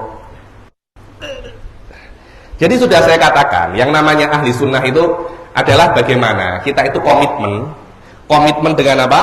Komitmen dengan qawaid, usul-usul kuliah, ideologi yang dibawa oleh Imam Asy'ari. Tidak peduli dengan orang. Jadi mungkin ada orang itu setelah saya setuju dengan sifat 20, saya setuju dengan banyak perkara, tapi setelah itu dia benci kepada Imam Asy'ari, saya benci kepada habaib, saya tidak suka habaib itu keturunan Nabi. Tidak ada masalah. Anda benci kepada habaib tidak mengeluarkan Anda daripada ahli sunnah. Anda tetap ahli sunnah. Saya tidak suka Ustaz Rizwan ini saya tidak suka dengan pondok Al-Abawi ini. Apa Abawi? Tidak suka. Tetap Anda ahli sunnah. Bahwa Anda ahli sunnah. Karena tolak ukur daripada akidah ahli sunnah bukan kita itu setuju dengan orang. Bukan kita itu setuju dengan dengan individu. Tolak ukur ahli sunnah adalah bagaimana kalian itu setuju dengan qawaid, dengan usul. Ada beberapa usul ahli sunnah yang nanti akan saya jelaskan satu persatu. Tidak semuanya, sebagian loh ya. Di antaranya adalah la hakima illallah, la khaliqa illallah.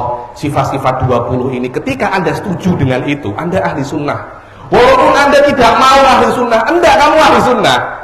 Karena ahli sunnah adalah orang yang komitmen terhadap usul ahli sunnah, walaupun dia mencaci maki Asy'ari, walaupun dia mencaci maki ulama ahli sunnah, mungkin dia qalilul adab, dia berdosa, tidak mendapat keberkahan Imam Asy'ari, sahih. Tapi hal itu tidak mengeluarkan daripada keahlis sunnahan. Hal-hal semacam ini mesti kita pahami, mesti kita pahami. Dan tidak ada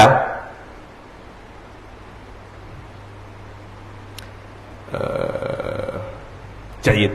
Yang kedua, bahwasanya tolak ukur di dalam seseorang itu ahli sunnah, kan sudah saya katakan ada satu titik temu di dalam satu akidah yang khas. Yang mana akidah ini adalah akidah yang dibawa oleh Imam Asy'ari. Titik temu itu menjadikan Anda itu ahli sunnah. Dan titik temu ini hanya satu, tidak ada akidah-akidah yang lain. Jadi kalian jangan percaya ada yang namanya akidah sufiyah. Nah ini sekarang ini lagi marak-marak yang namanya akidah sufiyah. Di Facebook pun sedang marak Ustaz. Di Facebook pun sedang marak. Jadi kalau Anda ingin mengetahui apa makna daripada akidah sufiyah, akidah sufiyah adalah akidah yang berbeda dengan akidah ahli sunnah wal jamaah. Yang akidah ini tidak bisa diketahui melewati kitab wa sunnah, tidak bisa. Tidak bisa diketahui melewati akal, tidak bisa. Hanya diketahui melewati dzul wal kasyaf. Bas, semacam itu. Dan akidah ini tidak bisa, kalau bahasa negaranya sekarang ini, diaudit. Tidak bisa diaudit. Contohnya akidah sufiyah ini dibawa oleh Ustaz Rizwan. Ustaz Rizwan ini seorang mursyid thariqah terkenal. Dan dia mempunyai akidah, mengajar akidah yang berbeda daripada akidah ahli sunnah wal jamaah. Dia namakan akidah ini akidah sufiyah. Oke, sekarang saya sebagai ulama, saya ingin datang kepada Ustaz Rizwan. Apa dalil kamu mengatakan Nur Muhammad ini qadimah? Apa? Tidak bisa. Ini hanya bisa diketahui melewati kasyaf, melewati dzau. Kamu mahjub, tahu mahjub ya? Apa mahjub itu? Terhalang. Kamu nanti kalau sudah jadi semacam saya, baru kamu tahu bahwasanya Nur Muhammad itu apa namanya? Qadimah. Kalau kamu belum jadi semacam saya, kamu tidak akan tahu. Ya memang makom kamu sekarang iktirad alayya. Makommu memang iktirad. Kalau kamu tidak iktirad, kamu salah, kamu berdosa. Dan makom saya menerima iktirad Anda dengan santai. Ya memang dia masih anak kecil kok. Seperti kalau ada anak kecil mau makan permen banyak, Anda larang kan? Jangan, ini berbahaya. Anak kecilnya akan marah. Kita jangan, stop, kamu nurut saja, enak-enak. Nanti kalau kamu makan permen banyak, kamu itu bisa sakit. Ini adalah bagaimana akidah Sufiyah yang mereka inginkan. Jadi ada yang Taur itu level yang berbeda antara awam dan khawas. Dan yang khawas akan berbeda dengan yang awam. Dan yang awam tidak akan bisa sampai ke khawas kecuali dengan kasyaf. Dan awam tugasnya adalah iktirad kepada yang khawas. Di dalam ahli sunnah juga ada al-awam wal khawas, itu ada, tapi tidak semacam itu. Perbedaan antara akidah kita dan akidah orang-orang khawas seperti guru yang besar seperti Habib Abu Bakar Al-Adni, Habib Umar bin Hafid, Habib Salim Asyatiri, bukan perbedaan yang sangat mencolok, adalah perbedaan di dalam ijmal wa tafsil. Akidah mereka lebih detail daripada akidah kita, tidak berbeda dengan akidah kita. Jadi menurut kita yang awam ini, saja, kemudian belajar Muqaddimah Hadromiyah, kemudian kitab yang lain, sampai ke dalam kitab Minhajut Thalibin. Apakah ada perbedaan antara furudul wudu di Safinatun Najah dengan furudul wudu yang ada di Minhajut Thalibin? Ada perbedaan? Tidak, sama-sama 6.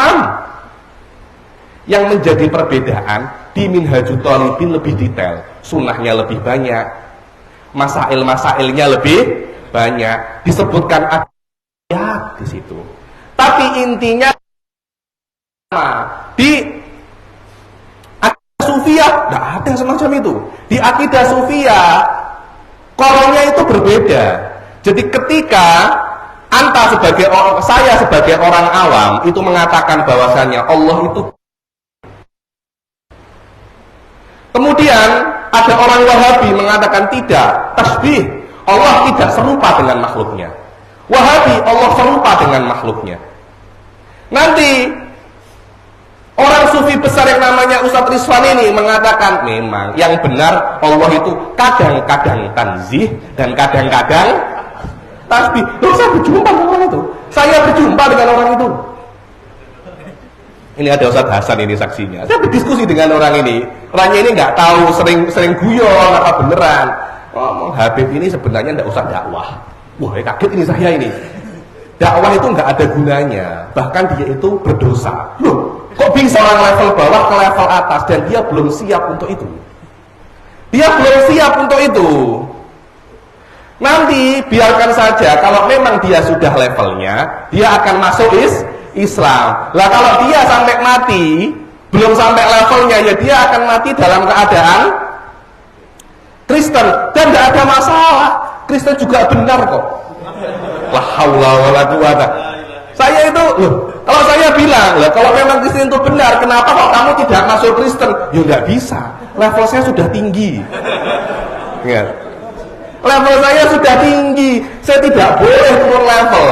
Mereka juga tidak boleh naik level kecuali sudah siap. Loh, itu akidah sufi ya, itu akidah sufi itu. Itu akidah sufi yang saya ketahui. Khotir, saya bilang, kamu ini serius apa guyon sama saya? Ini kalau kamu serius, saya kafirkan kamu sekarang ini. Kalau kamu serius, saya kafirkan. Dan hal ini saya baca di dalam, ada seorang dokter terkenal itu namanya, profesor terkenal namanya Abul Ala Afifi. Abul Ala Afifi ini dia profesor daripada Cambridge University dan dia hanya mengkaji tentang tasawuf. Guru-gurunya itu orang-orang barat orientalis. Betul, guru orang barat orientalis dan dia mengkaji tasawuf. Mengkaji tasawuf dan dia mengkaji kitab namanya Fususul Hikam. Karangan Ibn Ibn Arabi. Dan kata-kata ini ada, dibilang orang-orang itu menyembah, jadi orang Kristen itu menyembah apa yang ada di dalam khoyal mereka. Jadi mereka berkhayal ini adalah Tuhan mereka sembah. Orang Hindu juga sama, orang Islam juga sama. Akan tetapi Tuhan yang saya sembah tidak sama dengan Tuhan yang mereka sembah. Dan Tuhan saya mengakomodir Tuhan-Tuhan mereka semua. Mengakomodir Tuhan-Tuhan mereka semua.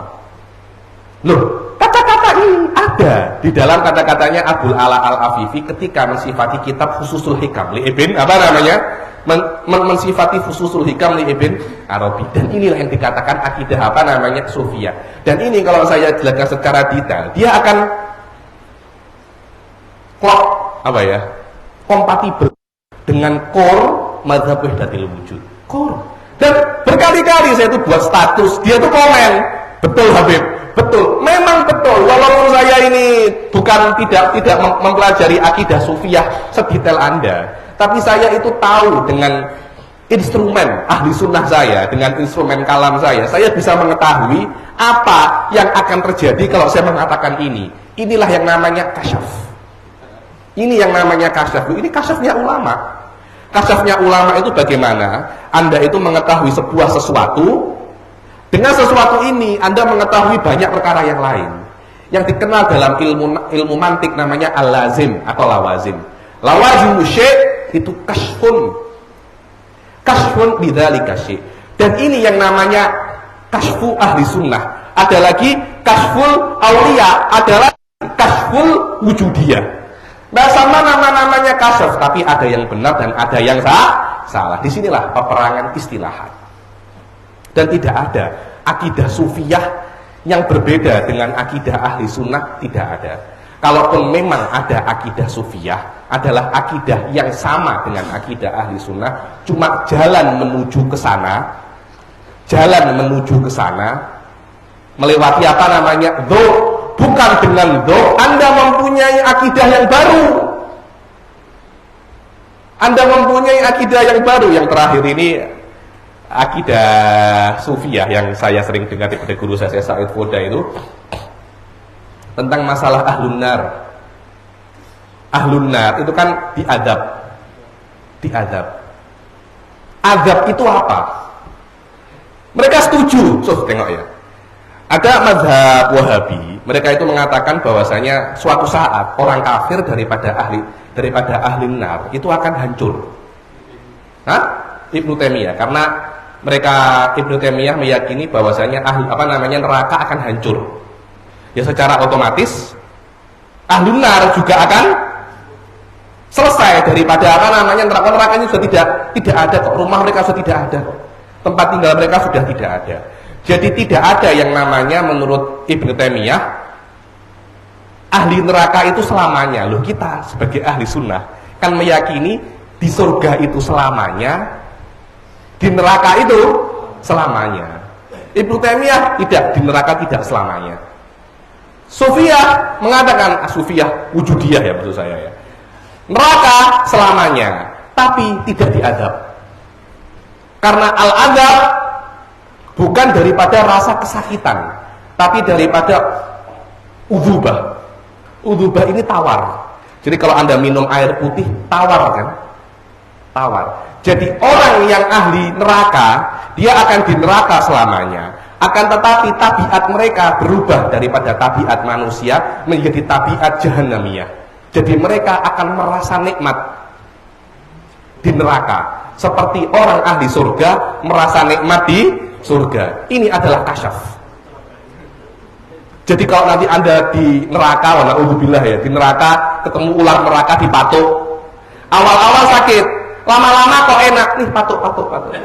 Semakin dipatuk ular semakin enak. Seperti kalau Anda itu gatal, Anda garuk enak apa enggak? Enak kan? Tapi kan penyakit kan? Ya sama seperti itu. Sakit tapi digaruk enak. Ini akidah-akidah Sufiyah, ini akidah-akidah Sufiyah dan ditafsirkan. Dan banyak takwil-takwil untuk mentafsirkan masalah ini. Karena ini adalah kasyaf. dipertanggungjawabkan, tidak bisa. Sampai ada satu orang itu namanya, lupa saya siapa, Abdul Ghani An-Nabulsi atau siapa, itu mengatakan bahwasanya ketika, tengok ini penting ya, ketika orang-orang ahlun nar diadab, Allah menampakkan kemarahan, Allah menampakkan sifatul ghadab, sifat kemurkaan Allah. Jadi ketika mereka diadab, mereka nampak sifatul ghadab, tajalli sifatul ghadab. Karena mereka tengok keagungan tajalli sifatul ghadab, mereka lupa akan adab. Jadi karena terlampau agungnya sifatul ghadab, tidak kerasa diadab. Dzuk. Ada semacam dzuk tajalli sifatul ghadab. Jadi mereka fana dengan sifatul ghadab, tidak terasa diadab. Dan mereka akan terus semacam itu sampai mereka mati, sampai selama-lamanya. Jadi mereka tetap di neraka selamanya, khalidina fiha, tapi la yata'allamun. Mereka tidak merasakan apa? Sakit. Oleh ahli sunnah dikatakan tajalli sifatul ghadab yudhaiful adab, bukan yufnil adab. Anda melihat kemarahan Allah, itu melipat gandakan adab Anda, bukan malah melupakan adab Anda. Loh, bagaimana kemarahan Allah membuat Anda nikmat? Kan lucu kan? Hah? Anda takut melihat Allah murka, melupakan kesakitan di dalam fisik Anda. Loh, Anda mewujud hadil munaqasyah mewujudah ya akhi. Bukan saya buat-buat hal semacam ini. Bukan saya buat-buat. Hal ini mewujud. Dan ini yang diklaim oleh banyak orang. Apa? Aqidatus sufiyah. Hal-hal aqidatus sufiyah ya ini.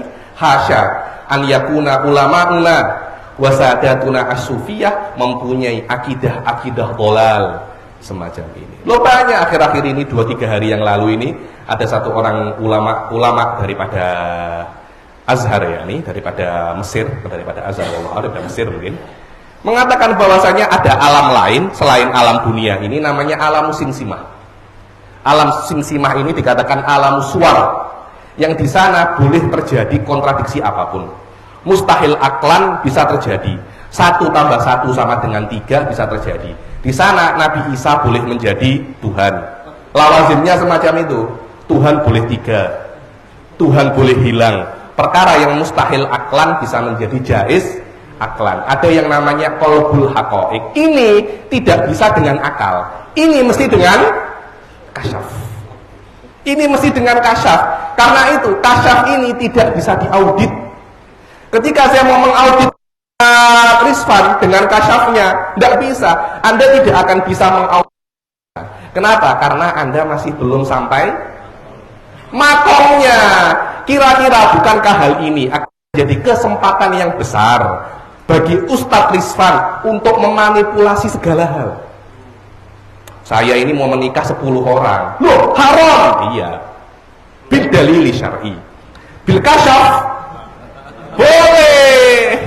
Nanti kalau kamu sudah sampai level saya, kamu akan tahu saya baiat sama antum sekarang. Saya mau baiat sama antum. Hah?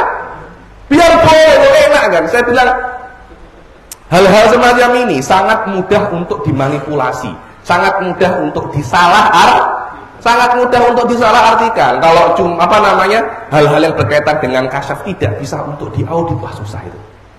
Berbeda dengan akidah ahli sunnah wal jamaah, kita mempunyai jalan yang jelas. Kita mempunyai jalan yang jelas. Akidah yang saya pahami, saya bisa untuk memahamkan kalian sedikit demi sedikit. Dan dengan cara ini kalian akan sampai di tempat saya sampai. Tapi kasyaf tidak bisa. Kok Ustaz Rizvan untuk menjadi kasyaf, dia sholat 1 hari 1000 rakaat. Kamu sholat 1 hari 1000 rakaat tidak mungkin bisa seperti beliau, mungkin tidak bisa seperti beliau. Jadi thariqul kasyaf, saya tidak mengatakan tidak bisa ya. Bisa, tapi sangat jarang sekali. Dan itu bukan jalan yang ditentukan oleh Allah untuk mencari akidah. Jalan yang ditentukan oleh Allah mencari akidah hanya 3. Al-aql, wal hawas, wal khabarus shadiq. 3 perkara ini disebutkan oleh Al-Imam Sa'duddin Tiftazani. wal Imam Al-Umar An-Nasafi, dan banyak sekali ulama-ulama ahli sunnah untuk membuktikan kebenaran akidah, bukan daripada aspek kasyaf. Karena itu Anda akan melihat banyak orang yang mengaku dirinya itu kasyaf ditangkap polisi. Betul apa tidak? Ditangkap polisi penipuan, ditangkap polisi mencabuli banyak santriwatinya. Loh, kalau Anda melihat hal-hal semacam itu, kalau lihat banyak hal semacam itu, mereka tidak akan daripada aspek melihat akidah ahli sunnah wal jamaah dengan jalan yang normal. Mereka akan melihat daripada kasyaf-kasyaf, goib-goib, jadi tabib-tabib, lama-lama dukun. Ada dukun. Loh, kamu kok tahu semacam ini? Kasyaf. Ketika kita mau audit kasyaf. Anda tidak akan bisa untuk mengaudit saya kecuali Anda sampai kepada makom saya. Kalian itu mahjub, awam. Nah, ini Anda sudah usul ilallah. Wasaltu ilallah. Wallahi la wasalta ilallah wala wasalta ila Banjar ya akhi. Wallahi la arif wasalta ila finanta. Hal-hal semacam ini saya rasa membuka bab akidah lain selain akidah ahli sunnah wal jamaah. Akan ada risk semacam ini. Masalah Nur Muhammad Qadimah, masalah ala musim simah yang akhir-akhir ini viral, itu hanya 2 dari puluhan masalah yang akan nampak ke depannya. Mungkin sekejap lagi Anda akan melihat Nasrani, agama yang benar, kasyaf. Hindu, agama yang benar, kasyaf. Dan saya sudah jumpa, belum viral saja itu, belum viral saja. Kejap lagi dengan maraknya hal-hal semacam ini viral, dan sudah mulai ada sekolah-sekolah irfan itu sudah mulai ada. Sekolah-sekolah yang mengajarkan akidah-akidah kasyaf, akidah-akidah sufi sudah mulai ada. Tunggu viral dan Anda akan melihat. Saya kemarin itu berjumpa dengan satu orang kiai daripada Malang itu mengatakan rata-rata agamawan yang tertangkap polisi menggelapkan duit, mencabuli santriwati dan yang lain-lain, rata-rata mabdaknya mereka itu gaib-gaib. Rata-rata mabdaknya mereka itu kasyaf dan dhaw.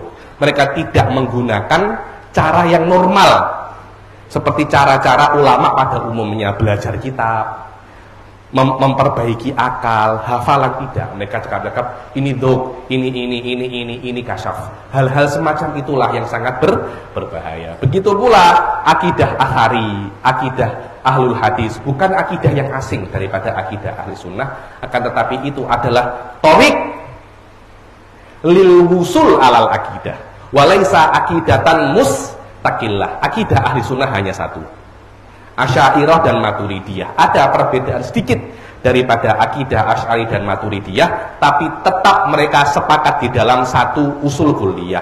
Perbedaan mereka hanya di dalam masalah-masalah furu'iyah, dan banyak daripada perbedaan mereka itu masuk di dalam kategori lafzi, khilafun lafzi, bukan khilafun maknawi. Sebab itulah akidah ahli sunnah itu hanya satu. Wallahu alam.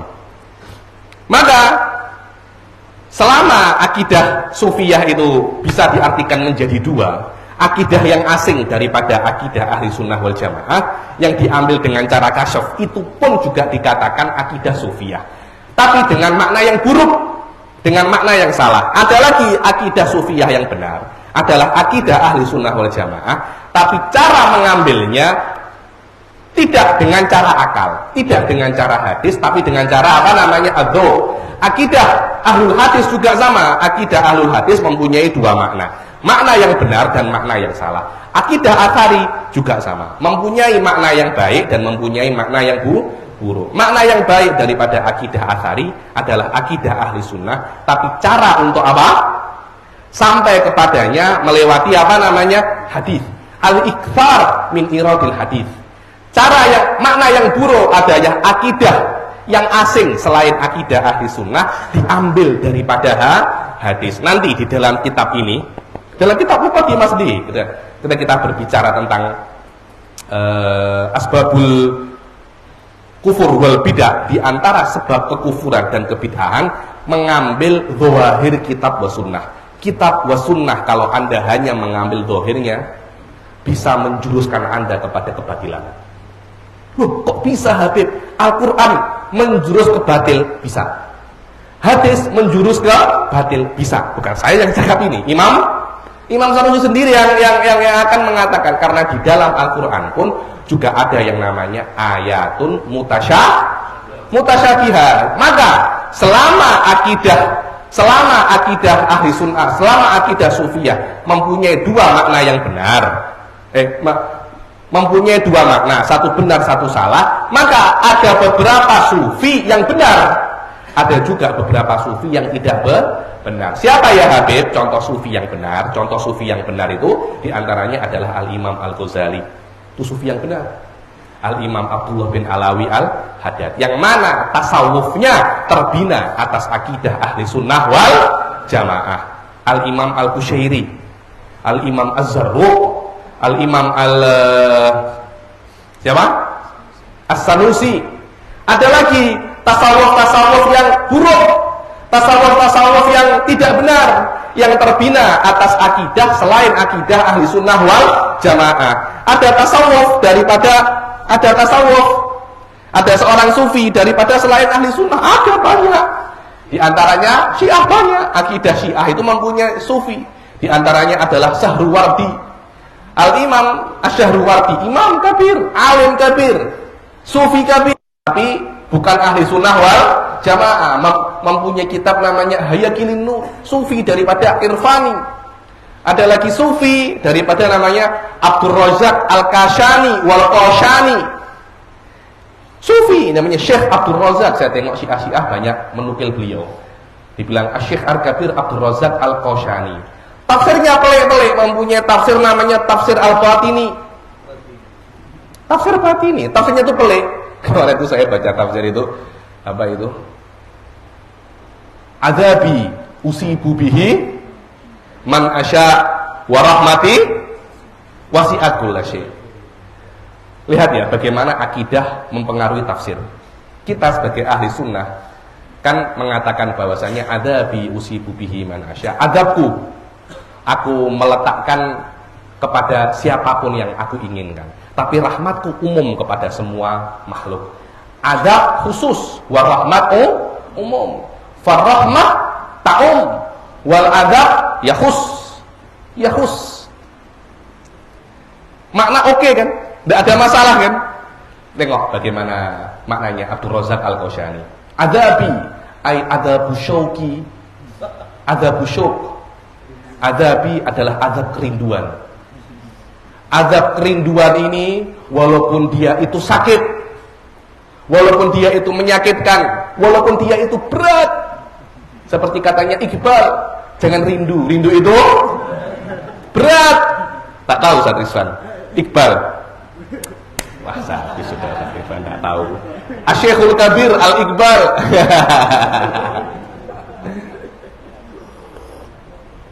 Tengok bagaimana Abdul Razak Al-Qashani. Adzabi ay adabu syauq. Wa in kana mu'liman walakinnahu azizun wa khatir. Dia itu aziz, mulia dan bahaya. Adab kerinduan ini usibu bihi man asya. Aku berikan kepada orang yang aku inginkan. Wa rahmati wasi'at kullasyai. Dan rahmatku akan mencakup segala hal. Jadi rahmat tidak semulia azab. Jadi azab hanya untuk kalangan-kalangan elit, dan rahmat untuk semua orang. Fal adzabu a'azzu minar rahmah. Suf tengok. Mawjud ada kalam mawjud ya akhi, mawjud kalam. Bukan saya ini buat-buat ini kalam. Huwa mawjud. Maknanya al-adzab a'azzu wa asyrafu minar rahmah fatlubu minallahil adzab. Wala tatlubu minallahir rahmah. Jadi kita kalau di dalam salat kan ada kan, kalau ada Allahumma ajirna min adzabik. Katakan saja dengan Allahumma ajirna min adzabik. La Allahumma a'tina min adzabik ya Rabb. Asyrafu minar rahmah. Wallahi mawjud hadzal kalam. Bukan saya buat-buat itu, bukan saya buat-buat. Wal kalam mawjud, madzkur. Wa kalam maujud wa madhkur, yani ini adalah contoh-contoh daripada tasawuf yang kurang bagus, tasawuf yang batil, tasawuf yang sesat, terbina atas akidah yang sesat. Ada lagi namanya Muhammad ibn Karam As-Sijistani, seorang sufi kabil dari kalangan Mujassimah. Kana idza masya yatba'uhu 30 alfan min muridih. Kalau jalan di belakangnya itu 30.000 muridnya. Asap torikotnya 30.000, sudah semacam pasukan. 30.000 orang mengikuti di belakangnya, maknanya muridnya sampai puluhan ribu. Sufi, kabir, tapi daripada apa namanya? Daripada Mujassimah. Amr ibn Ubaid daripada kalangan Mu'tazilah, muassis Mu'tazilah, karena sufian kabiron. Mu'tazilah sufi, nggak ada masalah. Apa masalahnya? Mereka beribadah, yatadawwaq, dzuk. Yatadawwaq, tapi ala akidah Mu'tazilah. Mu'tazilah sholatnya lebih banyak daripada kalian. Mu'tazilah mempunyai akidah yang melakukan dosa besar kalau tidak bertaubat, mukhalladun finnar. Dia berzina nggak bertaubat, minum arak nggak bertaubat. Di sini ada apa namanya minuman keras cap tikus itu. Di Banjar ada yang jual minuman keras. Hah? Ada. Orang minuman keras dosa besar kan? Kalau ada Mu'tazilah meminum minuman keras dan dia tidak bertaubat, kekal di neraka. Ahli sunnah kan tidak kan? Ahli sunnah berbuat dosa besar, bertaubat, tidak bertaubat pun akan mendapat syafaat kan? Tidak usah bertaubat, kita minta syafaat Rasul Shallallahu Alaihi Wasallam. Dan Rasul mengatakan syafaati li ahlil kabair min ummati. Orang-orang ahli sunnah mau bermaksiat santai bung, insya Allah ada syafaat. Mu'tazilah tidak bisa syafaat. Syafaat hanya untuk menaikkan derajat ke surga, bukan untuk mengeluarkan orang daripada neraka. Karena ada hubungan antara dosa dan neraka, itu hubungan ilmiah. Tidak bisa untuk dipatahkan itu. Orang yang mengatakan semacam itu, kira-kira ibadahnya lebih banyak atau lebih sedikit dengan orang-orang yang meyakini boleh mendapat syafaat. Sufi, kathirul ibadah, tapi ahli bid'ah. Mu'tazilah, ahli bid'ah. Hal ini biasa. Jadi hati-hati kalau kalian, bukan saya melarang untuk thariqah, ambillah thariqat. Jadilah sufi, tapi binalah tasawuf Anda terhadap di atas. Ada sufi yang benar, ada sufi yang salah. Juga ada ahlul hadis yang benar, dan juga ada ahlul hadis yang salah. Ada